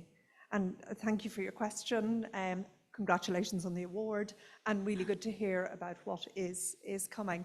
And I think what we're hearing about the mapping that you are doing, the networks that already exist, and the work that is already being done, and I guess the opportunity with the collaborations that can take place between IHA and SAHA in terms of also maybe doing a little more work around mapping our existing research centres, institutes, opportunities where we can identify where more work can follow between Scotland and Ireland. Do we poll and then, oh sorry, no. We have a question down the back first. Oh, thank you. This is really interesting. Thanks so much. I'm an Irish poet. I was part of the Ireland-Scotland collaboration between the DFA and Poetry Ireland for Bridget's Day, I think in 2021. So it's really nice to hear all of the consideration and talk about collaboration with artists and mapping networks. And it's great the Culture Ireland are here talking about what artists do and need. But I would maybe gently suggest in a situation like this, similar to the comment about the Irish and Gaelic language, it would be really great if there was more artists here today and maybe on the panel to talk directly to, to be in the room together, I guess, and to think about like these collaborations. I do a lot of work transdisciplinary within academic contexts. So just, really encourage people who are going to collaborate with artists to bring them into these conversations directly, because there's really nothing like having these chats in the room together. Thank you very much, and absolutely, it's very important that we speak to the artists and not about the artists, so thank you for that. Jerry? No, I think that's a really well-made point. I think there's been a few references to NISHA, which is the Network of Irish Activists in Scotland, and actually one of the motivators of creating this was effectively a convening umbrella group that we could engage with on a systemic basis, but also other stakeholders that we work with could also engage with. And we do have some ideas in that space about doing cross-sectoral engagements. So I think the idea of doing an engagement between a network of academics, I need that coffee, a network of academics and the artistic community, for example, with policymakers would be a really good example of getting multiple perspectives on common issues that all face. And the arts plays an exceptional role in our ability to understand the human, the societal, and the complexity of issues in a way that sometimes policymakers, because I can speak for ourselves, find it really hard to grapple with. So I think that's a great idea, and I'm very happy to chat if you have any ideas. Great. I think we've got homework when we go back to Scotland. Do we have any other comments, Katie? At risk of coming up with ideas just while I'm sitting in a room like this, Jerry, maybe we need a kind of artist implementation session once the new review is published and actually get some ideas and feedback. I don't know how we'll do that, but perhaps it is through Nisha, but bringing in some of our friends here in Ireland too. We'll think about that. Thank you. Thank you. Paul? Thanks, Catherine, and thanks, colleagues, for the input so far. I'm going to be a little bit, shall we say, go against the grain slightly, because I'm looking around when the room's half empty. And I think one of the big challenges that we have in Irish-Scottish engagement is that Irish engagement with the other island tends to be the island as a whole, and its London centricity, rather than specifically Scotland. And in terms of awareness, aside from the common language or common variants of three languages, or variants of three common languages, whatever you want to phrase it, between Ireland and Scotland, and a certain football rivalry in Glasgow, and we won't go there, I don't think Irish engagement with Scotland is particularly significant at all. And that's partly because historically the engagement was primarily with Ulster, which of course, and let's not go there, but that was cut off 100 years ago. And I look at the universities here, for example, we teach British history. We almost never teach Scottish history, although that's going to change in Galway next year when I go back from my sabbatical. I think that's one of the things that really needs deepening, some way of raising the consciousness of Scotland as Scotland, not just another part of the UK, in the south of Ireland. It's always been there in the north. And possibly, dare I say it, in Scotland, and I do engage with Scottish media, raising the engagement with Ireland beyond the memory of Irish immigration and the Celtic Tiger, and God, wasn't that a salutary lesson with a big crash after 2008, to something that potentially is deeper, be it industrial, be it cultural, and so on. I don't know how we set about doing that, but I really do think that relationship needs to be deepened. And it may be actually from a Southern Irish perspective for certain prophylactic reasons, because if, or some of us would say when, the UK breaks up, the Republic will no longer be the only English-speaking nation in the EU, and we will have a very handy competitor next door that we might be better knowing rather than being ignorant about. There you go. A few thoughts to throw in there, just to throw the slightly congratulatory atmosphere up in the air a bit. Yeah. Thanks for the provocation. I'd like to start. Jerry. I'm happy to field that. I mean, look,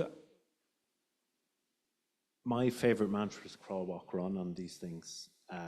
But we are the only government in the world that has a political agreement with Scotland. And I think that in itself is an indication of the value. We've had 6 ministers visiting Scotland so far this year. We have a 7th coming next week. I've been in European missions where you'd be delighted to get a third of that. ESB has over 2 billion invested in the Scottish market on offshore renewables, which is not small change, and they've another 3 times that pending licenses. And the Enterprise Ireland office in Glasgow has doubled its staff in the last 6 months. Is that always visible? Can we do a better job in communicating that? I think absolutely, and I think we're hopeful that the launch of the new collaborative framework will be a better opportunity to explain, because we haven't former head of press of the Department of Foreign Affairs, we're not always great at explaining the very good things we're doing. So maybe we need to be a little more upfront and a little less hesitant on this space. But I do think the intention to grow the links is absolutely there, and it's at the very highest level across the government. And I've really seen a huge increase in the number of Irish civil servants travelling to Scotland to look at how Scotland is dealing with integrated education for people with special needs, how to look at developing an offshore wind sector. I mean, Scotland is one of the global centres in terms of supply chain, in terms of the actual amounts of offshore wind developments. And a lot of people forget that Ireland was the first country in Europe to have an offshore wind 30 years ago, and we haven't progressed in that. Scotland has flown ahead of us. So this relationship is always in flux, it is always moving. And at times, better comms is part of the solution, but it has to be built on substance. I can certainly say we're eager to improve both in terms of the ambition and the level of interaction. Great, thank you. I think somebody wants to come in here. Yeah, Malik O'Neill, Ulster University. Just to flag in the context of this conversation that at Ulster we've just initiated a project called Flourish. It's 1.58 million investment from Peace Plus to set up a societal analysis of the societal gains of aspects of our shared heritage, primarily looking at linguistic interaction through Irish, Ulster Scots and Scottish Gaelic, and focused on the north of Ireland and the border counties and our colleagues in Scotland. So hopefully it feeds into this narrative going forward as well. Thank you. Trina? Delighted to hear that. Thanks for letting us know about that. I'll go and look it up. And I think back to Paul's point, I think it goes back to what I said at the outset. This was a relationship that we weren't paying attention to. The fact that we are now is great. Have we further to go? Absolutely. But from my vantage point, what I see is commitment at the highest levels, as Jerry has outlined, and a real sense of trying to be, as I said initially, a bit more purposeful. So what is it that we want to do together, given who we are on the island of Ireland, given who Scots are, what is it that we want to do together? And there's nothing but potential, but it's up to us. So it's up to us to capitalise on the potential, to keep having these conversations, to make sure that we're broadening the conversations. And I think the point was really well made earlier. It's all very well us, speaking to each other. So, the governments, the policymakers, those of us in the higher ed and research and cultural institutions. But actually, I think what we've all learned and what we're all learning about the better way to do this work that we all do is in collaboration with all of those who are in the tent or impacted by it. So, as we move forward, like speaking about that kind of co-creation model much more effectively and embedding that, that's a way that we can scale and deliver impact from the work and the conversations that we have in a room like this much more effectively. And so, thinking about the role of artists and residents in any of these programs, thinking about communities and how they engage with us, as we start thinking about sustainability in both Scotland and Ireland, what does that look like when you're surrounded by seas and you have island communities, et cetera, et cetera. So all of these things are opportunities for us, and let's do that work in the way that we know it should be done. And then we can really demonstrate the value of doing that. I'd love more people to be engaged in the conversation, but we're here. So, let's go on from here. Yeah, thank you. And I guess the very fact that we're having an IHA SAHA event is some evidence, at least, that we are collaborating, that we're interested in collaborating, but provocation accepted also. There is more we could do. I think it's probably worth mentioning that the British Irish Chamber has also just established a Scottish group, which is really good news. So that's about to start its work. So that's another area in which collaboration is building up, which is really positive. I don't know, do we have time for... Sorry, Catherine, in a shameless plug, let me just say that for a Chamber of Commerce to have a higher education research group is quite unique. We've gotten huge value from our collaboration on that group, and we look forward to going from strength to strength with the Scotland chapter now of the Chamber. So, yeah, shameless plug over. Great. Do we have time for one more question, maybe? Thank you. Just a quick point in response to this gentleman's point. Samantha Richardson from the Southern Regional Assembly. We were joint managing authority with Welsh Government for 30 years, managing the Ireland Wales programme.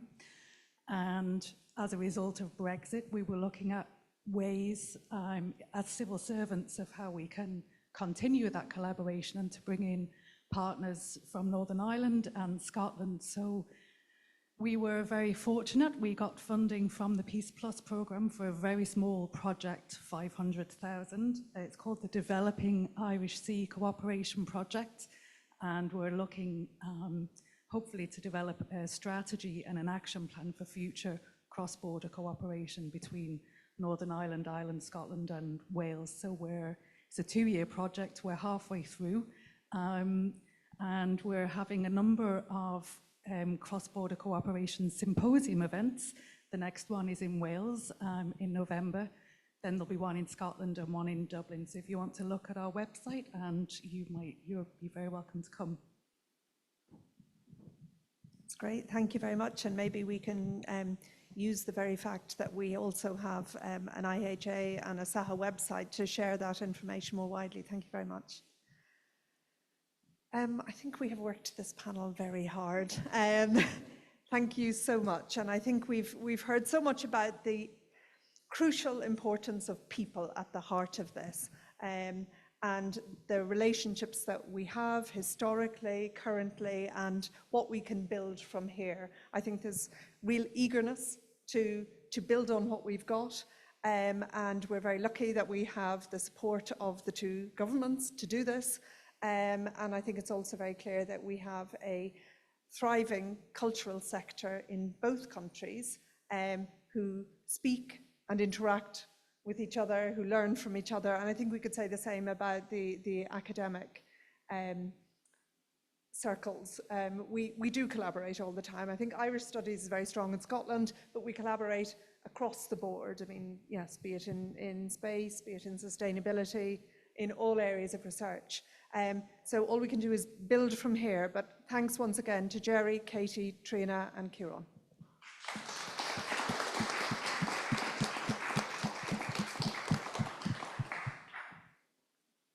I'll hand back to Sonia. I already have a mic, don't I? So we are going to have a tea and coffee break, just straight down on the way you came in to the Royal Irish Academy. There's a door to your left. So if you just walk straight through the library and down, see the door there to the left. And we have tea and coffee facilities set up for you. Thanks.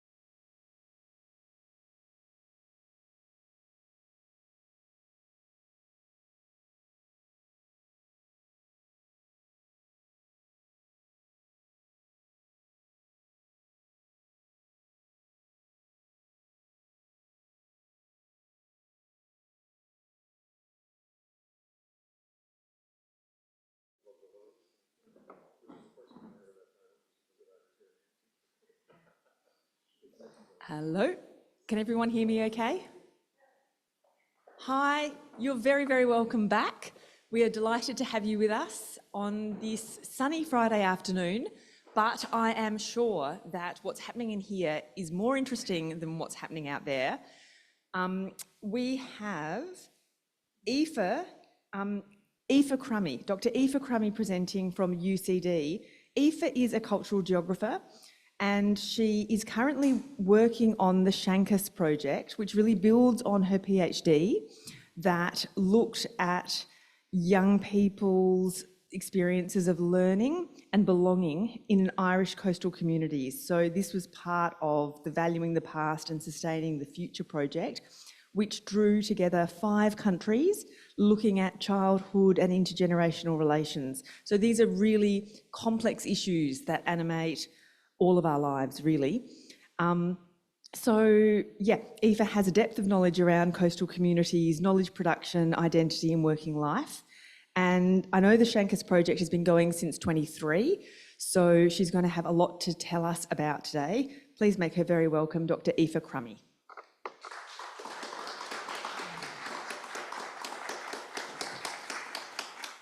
Thank you, Anna. Díobh Erfad is Fáilte Romhaibh, Fáilte Earth Illa. I'm delighted to be here today to present on behalf of the Shankas project.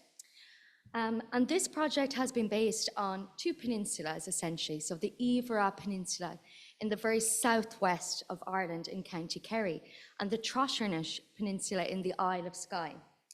So today I will take you to these 2 coastal places where the sea links stories, language and communities across Ireland and Scotland.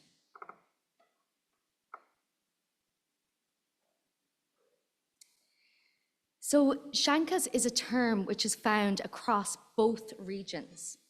It means lore, oral tradition and cultural memory.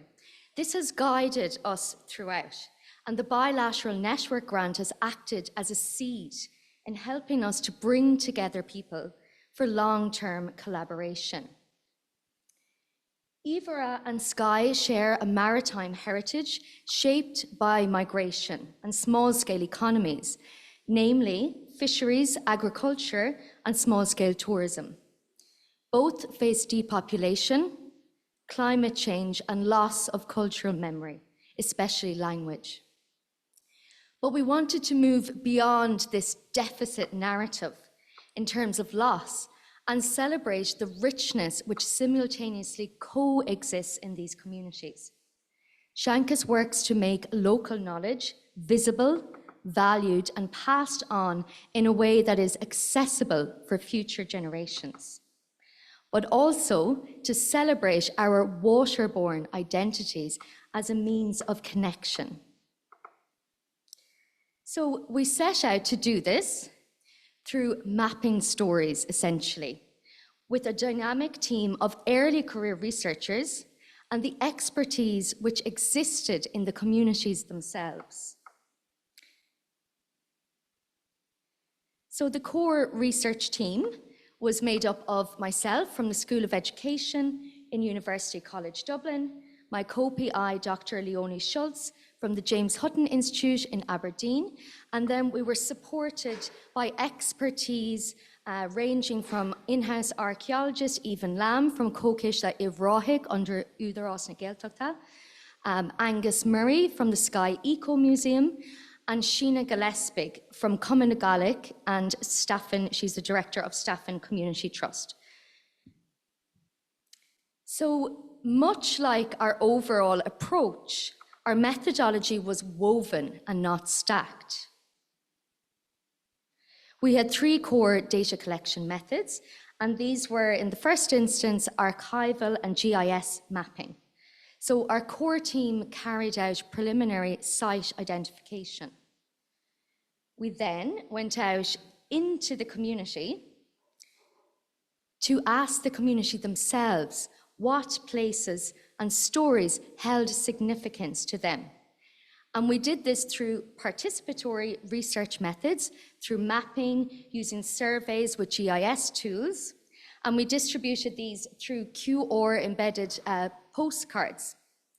as you see here. So we distributed these both online and in person, and we essentially showed up anywhere where there was major footfall and made ourselves known in the communities. And thirdly, we had our creative workshops, where we worked with the local schools and families. So together, these wove community and academic voices. So from the work in the schools, children contributed actively to cultural knowledge and shaping the project's outcomes. In Ivra, pupils mapped place names in the Irish language, and they used art to depict these. They also gathered stories from their parents and grandparents. So as you can see here from the example on screen, so this is taken directly from one of the interviews that was carried out with a grandson and his grandfather. And he talks about Horse Island, or Ullán na Gapel, in Ballinskellig, Ballinskellig in County Kerry. And as we can see from this, every inlet, headland and path hold personal, communal and historical layers. And children built onto this wider community mapping, layering personal memories onto place. So if we look a little bit more closely at this same example of the child in Ballinskellig who interviewed his grandfather. So Toshe Segailge Erdús, it's in the Irish language firstly, and then secondly it's translated into English. Because this work was carried out through the medium of the Irish language and Scots Gaelic, as these were the medium of instruction in the schools themselves. So in this intergenerational dialogue emerged a story of everyday life which was shaped by the sea, but also a cross-border link. So the grandfather speaks of his own father, who was a fisher in the locality and who bought many boats locally over the years. But in 1963, he made a journey to Scotland, where he bought a boat and he sailed it right back into Ballinskellig Bay, directly into one of our field sites in the project. So in this way, maps can become living archives, and participants, they become creators of archiving cultural memory. Some of our participants, they preferred walk-in interviews, and they weren't necessarily interested in carrying out the survey from the QR code, or they didn't necessarily want to be interviewed in the more formal sense as they saw it. They just wanted to show us the places of significance. So in this example here, these are screenshots from the actual videos. So we videoed the walk-in interviews, and we see here two men from the Iveragh Peninsula in Kerry, and they're telling us about the old tradition of lifting stones that was once carried out by their fathers and their grandfathers and others in the community as a way to test communal strength. And in the bottom left hand here, we see this particular stone is believed to have come from Scotland. But this tradition is not unique to Ireland, nor to Scotland. Stone lifting appears right across Northern Europe. And even in Iceland, where it is well documented right back as far as the 9th century, often as a traditional rite of passage into fishing, where physical resilience was vital for labor and survival at sea. So what we see here in this example is something which is both deeply local, but also connected to a much wider, interconnected cultural practice.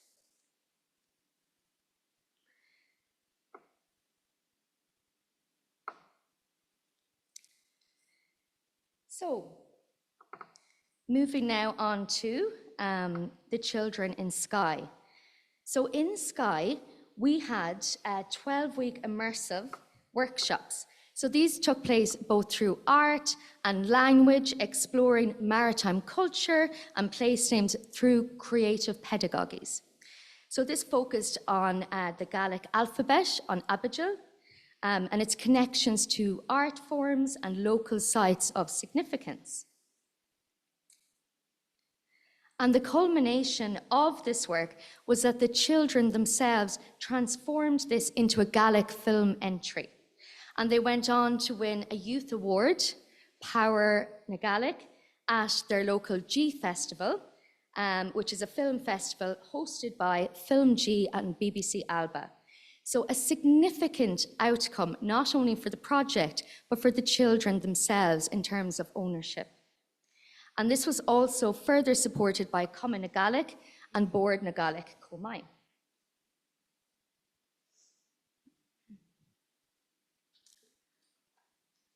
So, some lasting impacts have been created through the project.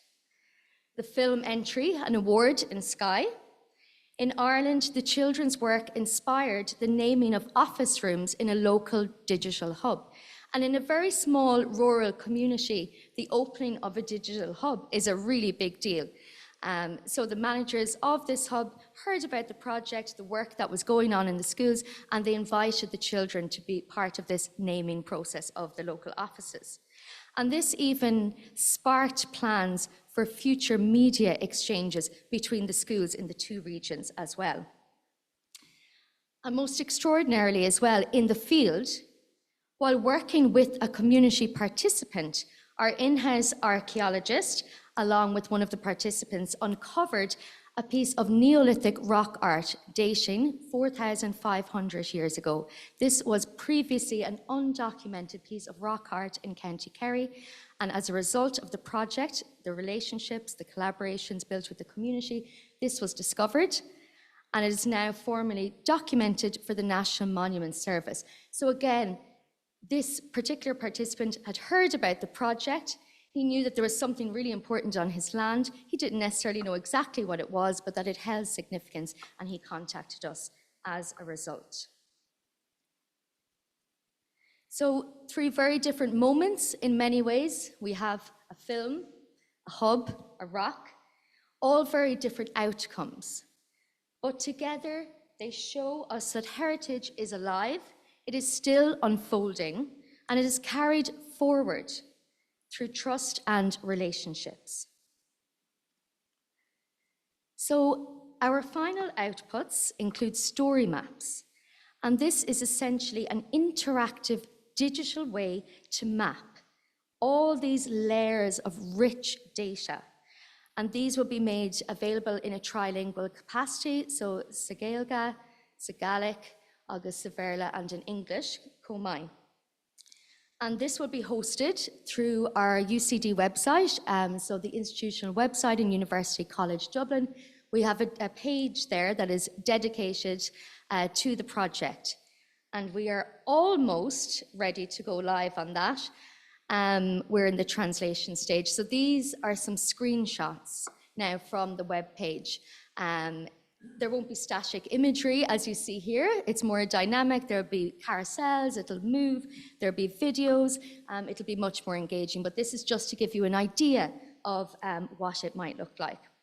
And one of the features there that we see in the bottom left-hand side shows Shankas in numbers, because we often like to think about numbers and quantifying project in terms of outcomes. People like to see that kind of thing when they look at a project website. You know, 25 plus artworks emerge as a result of the project. 38 plus heritage sites were identified. But the story is much richer than that. And in many ways, heritage and culture cannot be quantified. So I want to just show you an example of what our story map looks like. Bearing in mind that this is an iteration, again, this is static, it's much more dynamic. You can essentially go into the peninsula, the Ivra Peninsula, and walk around it. So this will also be made publicly accessible on our UCD hosted website. So essentially what we have here are the responses that people gave to this survey, accessed through the QR code.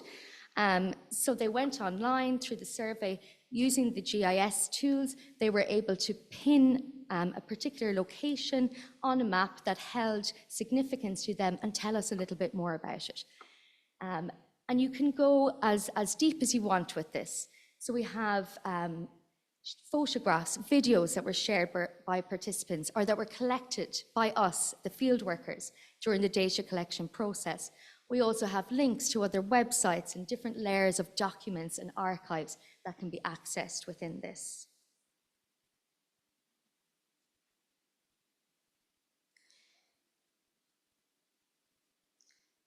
So, as I come towards a conclusion, I think it's really important actually to talk a little bit about some of the challenges that we faced within the project and some of the learnings that have come and we've arrived at from that as well.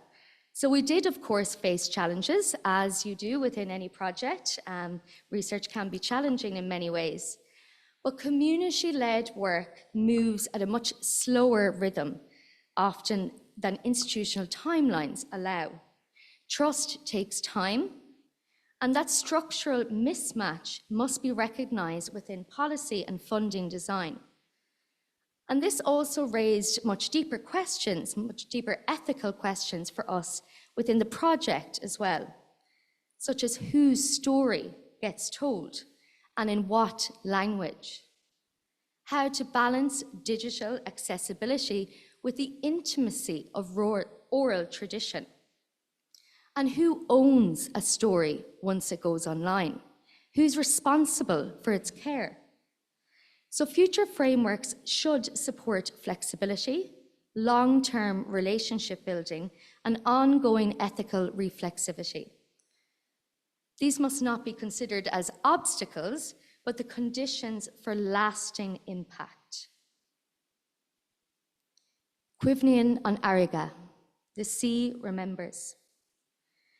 So even though the project, the funded project, is complete, the work continues. Heritage has no saturation point. The legacies are both tangible and intangible. Renewed pride across generations, stronger cross-border relationships, and above all, a sense among young people that their voices and their languages matter.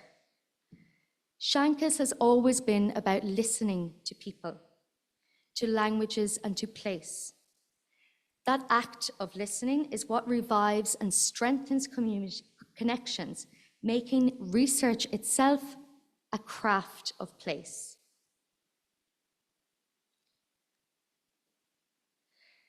So in many ways, what began as a bilateral project is now a seed for new collaborations between schools, between communities, and within research. Seanchas offers a model of cultural diplomacy from the ground up, rooted in lived experience, yet reaching across borders and generations. Heritage is alive. It is in our voices, our stories, and our discoveries, when we listen and invest in shared connections. Gur míle maith agaibh, tapigh, thank you all. I invite any questions as we go along when we move to the panel afterwards. Any reflections or perhaps connections some people may have to similar work you are doing or indeed are perhaps interested in doing. Gur míle maith agaibh ar fad.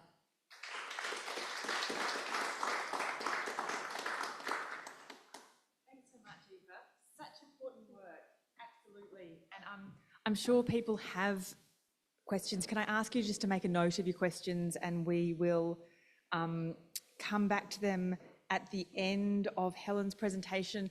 I know Helen has a train to catch, so I really, Aoife, want to ask you some questions myself, but I just also want to introduce Helen because I know the feeling of worrying about a train. Dr. Helen McGrath is the Vice Dean for Learning and Teaching at Cork University Business School, where she works in international marketing and business networks. Her research focuses on network capability development in entrepreneurial ventures. And as I've stated, she works in a leadership role in the teaching and learning space. So please make her very, very welcome. Thank you.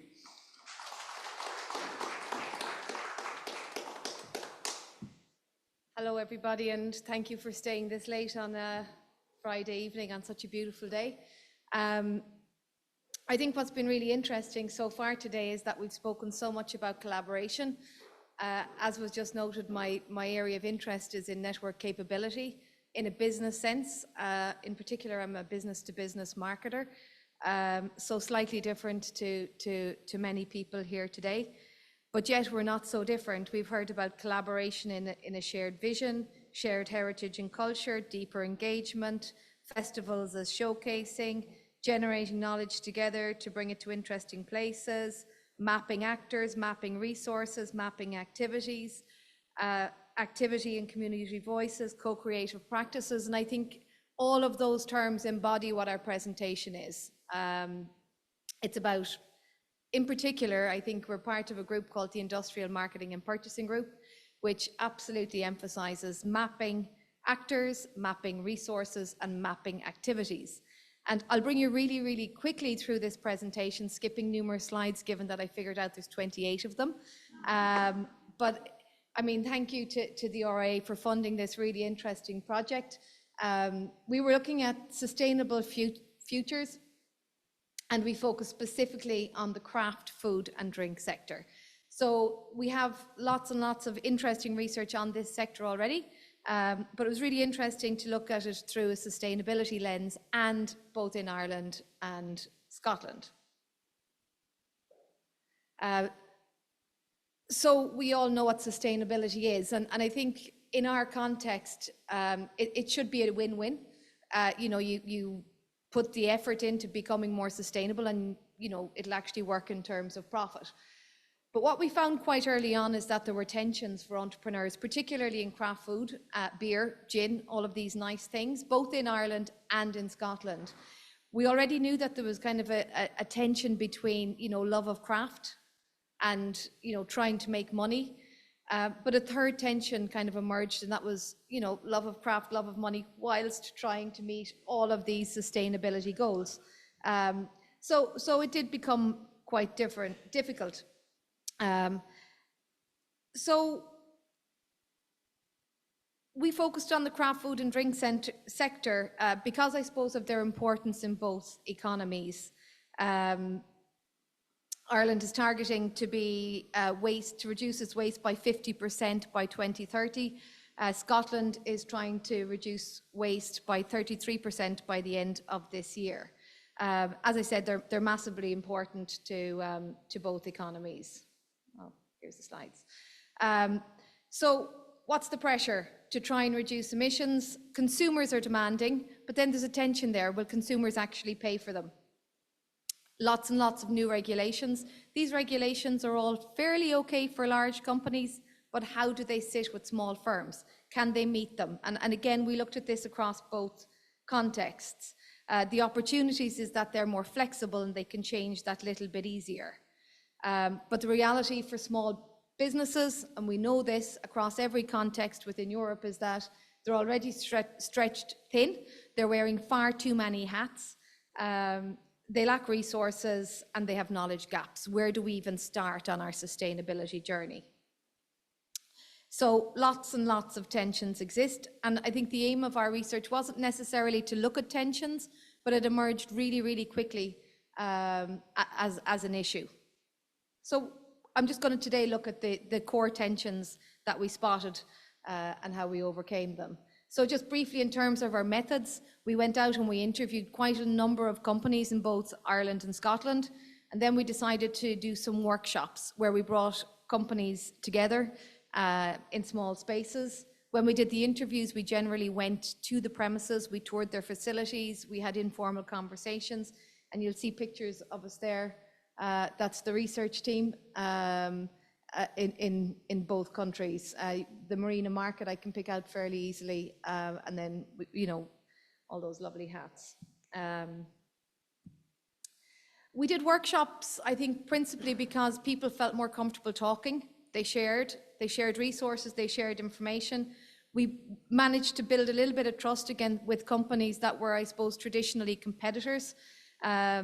And we got to a point where we could start, and this is very much so starting point in our journey, to kind of co-create solutions. here's where I go fairly quickly. So what were the core tensions that we saw in trying to achieve sustainability both in Ireland and in Scotland? So the first one was financial pressures versus sustainability. The second, innovation under resource constraints. The third was managing identity and the importance of identity for these small craft entrepreneurial businesses. And then the fourth was collaboration and support networks. So in terms of financial pressure versus sustainability, it costs money to be sustainable. Okay, where do we get that money? And it'll come later in the slides, but there are supports there, there are grants there.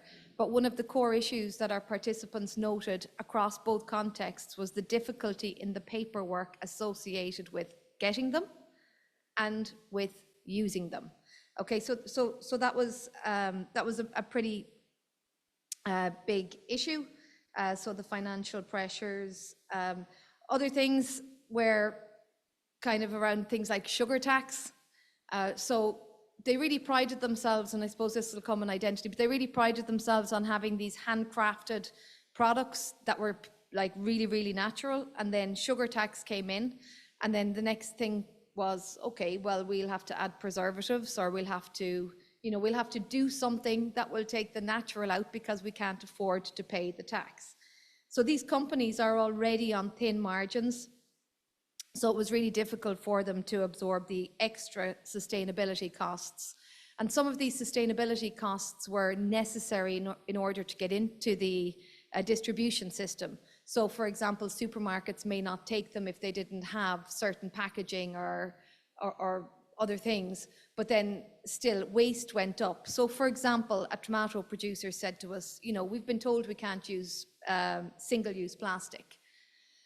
So we didn't. We put them into the supermarket. You have issues where people are, oh, will I have that one? No, and they put it down. Will I have that one? So people handling food, firstly. So waste went through the roof. Okay, so there was no, so you've sustainable packaging, but you have a huge amount of waste. So there was tensions even when we looked at the actual products themselves. And it was quite obvious that there was kind of an uneven playing field. So again, just another example in terms of waste, one meat producer in Scotland said to us, we made an own label version of our product to sell in certain supermarkets. We had a 6-month contract. It was extended out. We made a ton of the product. We branded using their packaging, and then they cancelled it like that. So they were almost out of business overnight, but apart from anything else, they couldn't give it to food banks, they couldn't give it anywhere because of the packaging. So there was an awful lot of waste, and again, both in Ireland and in Scotland, we were told, and this is down to uneven playing field, retailers had a habit of over-ordering. They'd rather have too much than too little. Okay, so then again, it was all sent back. So if you're a craft producer, you generally get it back. So you don't get paid for it, and again, it goes to waste. So there was tons of dilemmas there, but they really wanted to be sustainable. They really, really wanted zero waste. But they started becoming a little bit more creative. So they started, I'm just looking at examples here, they started maybe buying bottles together, and they started, particularly in Ireland, there was an awful lot of joint product innovation. So they started innovating a little bit more, so maybe 2 breweries come together, or a small whiskey producer would give a cider producer the barrels after their first batch of whiskey, and then they would go backwards and they would both join together with labels, and it was a really interesting way for them to collaborate and eliminate waste at the same time. There was generally a belief that a rising tide raised all boats. However, even as we were doing this research, it was becoming a little bit more mercenary because there's more and more producers coming into the market, and we are in a small market. So there was pressure to maybe go international, but where do you go? If you go international, you need a longer shelf life. So we just came across so many different types of tensions and different types of paradox, both in Ireland and in Scotland. Definitely there were certain lessons that could be learned from each other. In Ireland, we were really good at farmers markets and really good at festivals. Scotland really good at festivals as well. Now, it was mentioned earlier that festivals are really good for showcasing. And I think that also festivals can be really good for learning. So whilst we went to 2 festivals in Ireland during the period of the study, we didn't manage to actually go to any festivals in Scotland. But what we felt was missing was, a longer session on producers talking to each other, learning from each other, and interacting in a tighter way. But they were collaborative in a general sense. Scaling in terms of collaboration, they needed to collaborate to scale, but I suppose then the bigger they got, the less sustainable they became. So tensions just manifested absolutely everywhere. They were sharing knowledge, but then they were afraid as well. So a lot of them kind of said it was like sibling rivalry. So when you're at an event or if you're going in to meet people, you really do wish them well, but you also wish yourself better. Okay, so there was quite a bit of that as well. But they did collaborate. But I suppose just quickly, and I know I've moved about 20 slides there, but just our main solution to the sustainability, as with everything else we have learned today, was that sustainability needs to happen through collaboration. Working alone does not work. You've got limiting bargaining power. You've got limited bargaining power with suppliers, with distributors, with retailers. So you need to kind of work together and solve problems together. Joint marketing positioning, joint product development. And I think that these firms need to come together in a tighter way. What we did figure out, across both contexts is that it's not just the craft beer producers who work well together, but they actually face the same issues and problems as the gin producers, as the bread producers. So it kind of stems across the whole kind of food and drink sector. And they're unbelievable at innovating under resource constraints. So there were some companies who said, we've moved to zero waste, and now we're making a certain type of vinegar with our potato skins. And somebody else said oil was a byproduct of what we were doing, so we made a new smoked chili oil and we won an award for it last week. Okay, so they're just unbelievably good at coming up with innovative solutions on a shoestring. We could all learn from it. I suppose not all firms are looking to internationalize. A lot of the funding bodies really focus on companies who want to go abroad, want to grow really big. There's quite a number of firms out there that are happy being small, which is good. How can we support them and how can they learn from each other? The Origin Green was working really well, just as an Irish example, but it's a one-size-fits-all approach. So I think along with an awful lot of policy interventions that were there, they were geared towards maybe a slightly bigger firm than many of the ones that we went to visit, and the paperwork was quite onerous. And again, the paperwork was quite onerous from a Scottish perspective as well. So we have presented this, I think, at 2 conferences, and we actually have it under review in a journal at the moment, just the tensions piece of this study. So we have implications for managers, but I think implications for entrepreneurs. They really learned from each other. They spoke to each other. Their fears were shared and they all had the same ones. Their problems were shared and they all had the same ones. And those who were willing to collaborate and those who were willing to work with each other, it comes back to what was said earlier about deeper engagement, about resources. These actors need to come together to share their resources, to solve each other's problems kind of together. One-size-fits-all certification doesn't seem to work. And in terms of grants and supports, a one-size-fits-all doesn't necessarily seem to work either. I think it's, if we look at it, it's all about mapping resources, sharing resources, and working together. We were brilliant at farmers markets. Maybe those farmers markets, we should share what we have learned from going around to farmers markets. I mean, just as a last point, one company said to me, plastic is now banned from farmers markets, so we can't afford to go anymore. because it just changed their business model, it changed their packaging, it changed, and they were buying packaging from next door. Now they have to, slow boat it in. So I think with every opportunity comes a threat, but what we tried to reframe it was every threat can become an opportunity, and it worked well. But anyway, I have lots of findings here on a small piece of paper and on the slides, but I leave it there. Essentially, it was about collaboration and people working together to solve problems together.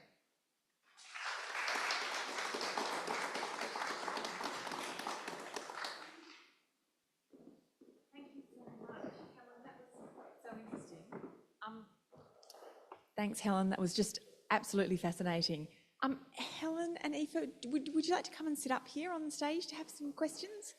That would be great. And then I know that Sonia has the roving mic, and we have 10 minutes for questions.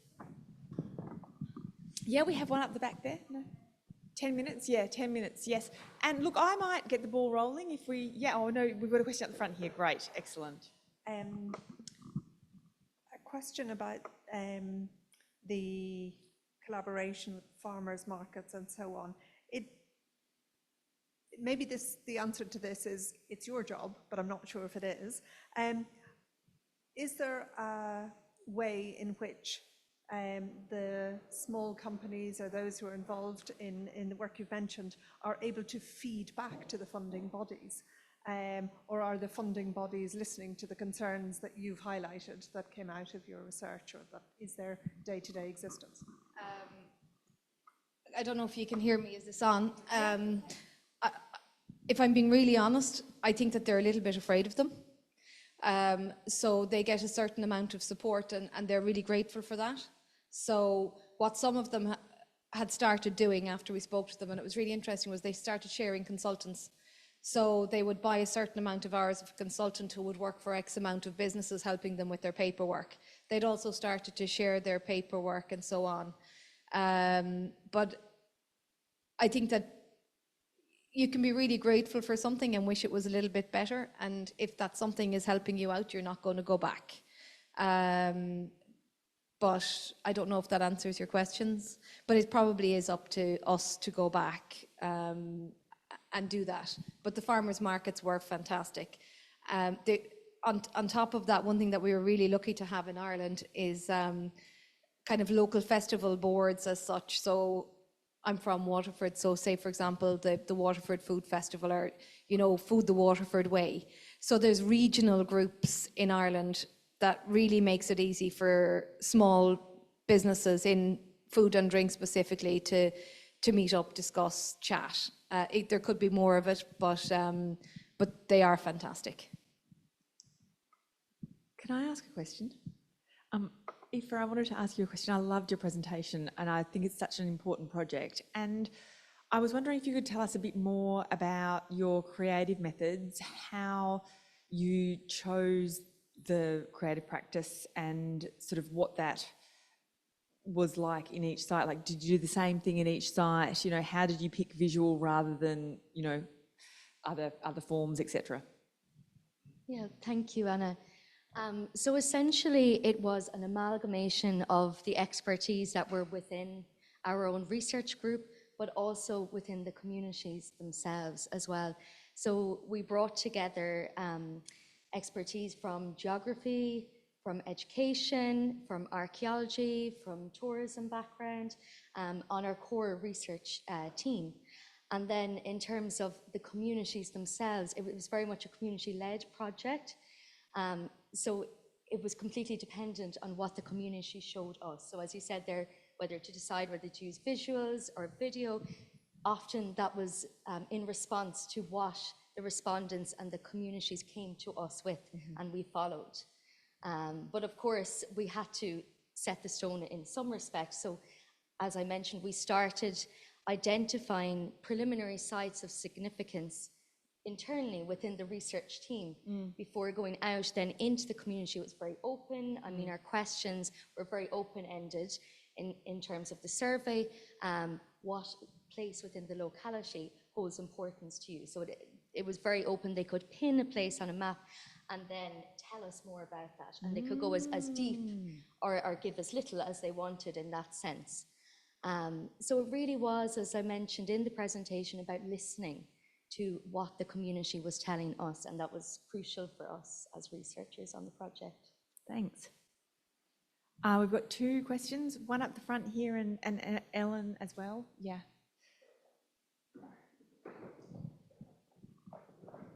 So it's a question for Aoife. I mean, one of the things I think that was really interesting about that research project was the collaboration across generations and the as it were, institutionalized pushback that created against the tendency for the generations to sever tradition. Of course, you're very well aware of that.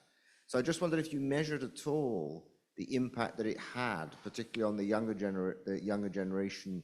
Was there even informally a before and after follow-up from the point of view of your findings and the effect, or the effect the process had on them and their relationship to the things they were investigating? Yeah, thank you very much, and very important question. We didn't specifically use measurements per se. We were very much about the process as it emerged. And that really wasn't what the project was about in terms of measuring outcomes. But in saying that, feedback from the community is very important to us as researchers in the overall approach that we take as community-led researchers. So as I mentioned, the project, although officially complete, it's still ongoing. We've only just kind of very recently finished our first iteration of the story maps. They're still being translated now at this stage. I've gone back into the schools to give feedback on what the children's work has been done in terms of layering on what was done in the community. So the feedback piece is huge. But I think the most significant way to really see how outcomes are formed from a project like this, a community-led project, is to look at the small wins. And even the example of the film entry. I mean, the level of pride from the children themselves was huge. And this was something that they came up with themselves. This was an event that was happening locally. They came up with the idea of entering this project and showcasing their work. So it again comes back to that tangible and intangible piece. And in this kind of work, some of the biggest outcomes, small can sometimes be big, the biggest outcomes sometimes are in the intangible sense, so sense of pride, intergenerational collaboration. Yeah. And I think Ellen's question might have to be our last, sorry, because I know that we have time constraints. However,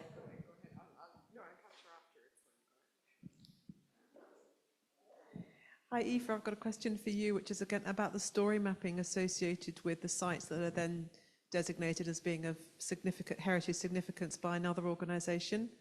So I'm really interested in how, for example, the landowner example that you gave where there was a cup and ring mark, what was the story map that they were describing to kind of share the significance for them?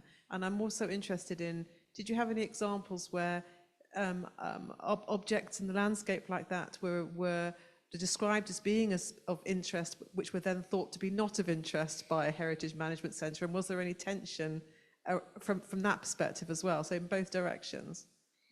Yeah, well, thankfully we didn't experience it in the direction of it not being considered significant. Now, we didn't collaborate directly with a heritage management centre, but Even, who was working with us, has a background in archaeology, and she submitted the report, for example, to the National Monument Service. Just to go back to your question again, because I think you had a few questions there, if you could just repeat, please. Yeah, sorry.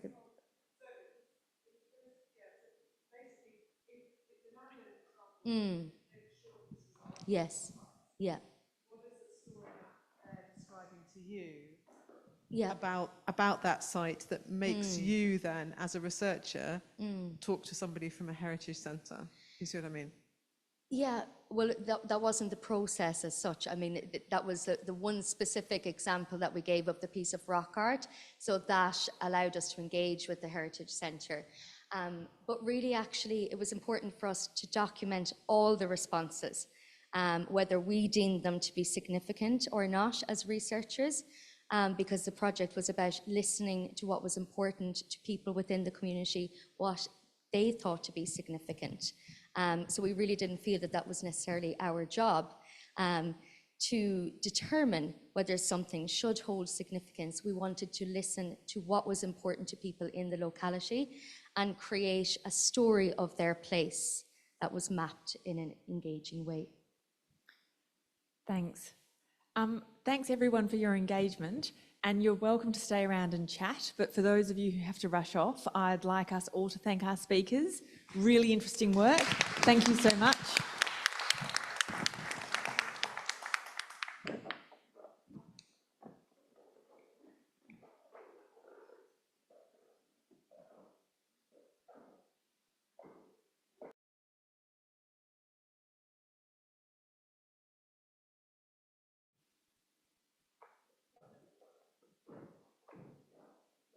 I'll be brief. Thank you, everybody who's here in person and online. It's been a great event, really good conversations, and I think lots of conversations to come based on this opportunity we've had to listen to each other, hear what each other is doing, and to think about how much more we could do, because I think that's one of the strongest things to emerge from today's events, is that we can do so much more. I'd like in particular to thank Professor Sonia Tiernan, coordinator of the IHA, and our own Fede Simone, who's our comms and policy officer in SAHA, for all the work that they did behind the scenes to make an event like this happen. It's been great, and you've been so wonderful. Thank you. I think it's fair to say that today's event has reminded us of the importance of collaborative academic work and collaborative and cross-cultural cooperation, and of the opportunities that can arise when our academic, policy and diplomatic colleagues work together for what are, after all, our shared goals. Our two sister alliances, the Irish Humanities Alliance and the Scottish Arts and Humanities Alliance, share a mission, which is to promote and advocate for the arts and humanities. Now, we come at this from a higher education perspective, but we are always eager to work with colleagues in government, in the cultural sector, and in other sectors. It's been a joy to be here, to share a stage with colleagues, and to have, I think, our important conversations that are hopefully the seeds for further conversations. So thank you again so much. I'm going to hand over to Brendan from the Irish Humanities Alliance to say the final word, but Garamili Mahi.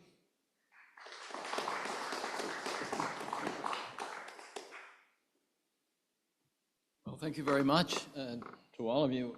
It has indeed been a pleasure and a privilege to attend this important meeting on behalf of the Irish Humanities Alliance, and to listen to the insights and debates of the distinguished guests and members of the public around topics that touch us all, that interest us all, both in the realm of the arts and the humanities in general, and in regard to the two lands and the many related cultural aspects.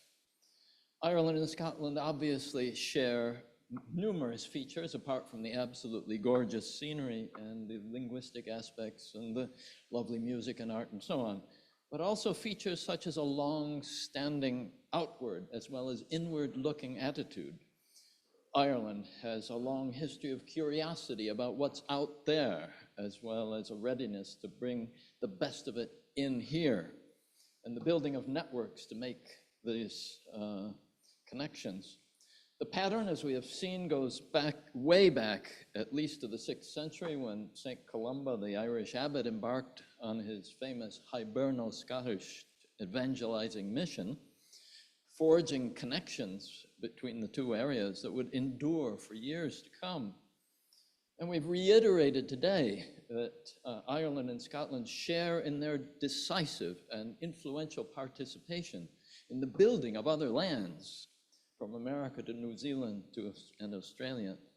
But moving to the area of common interests in the humanities, we can fully agree on the role of the humanities being, as the SAHA statement says, a necessary part of 21st century debate on issues such as climate change, the creative and cultural industries, well-being, diversity, and shaping the future of these lands.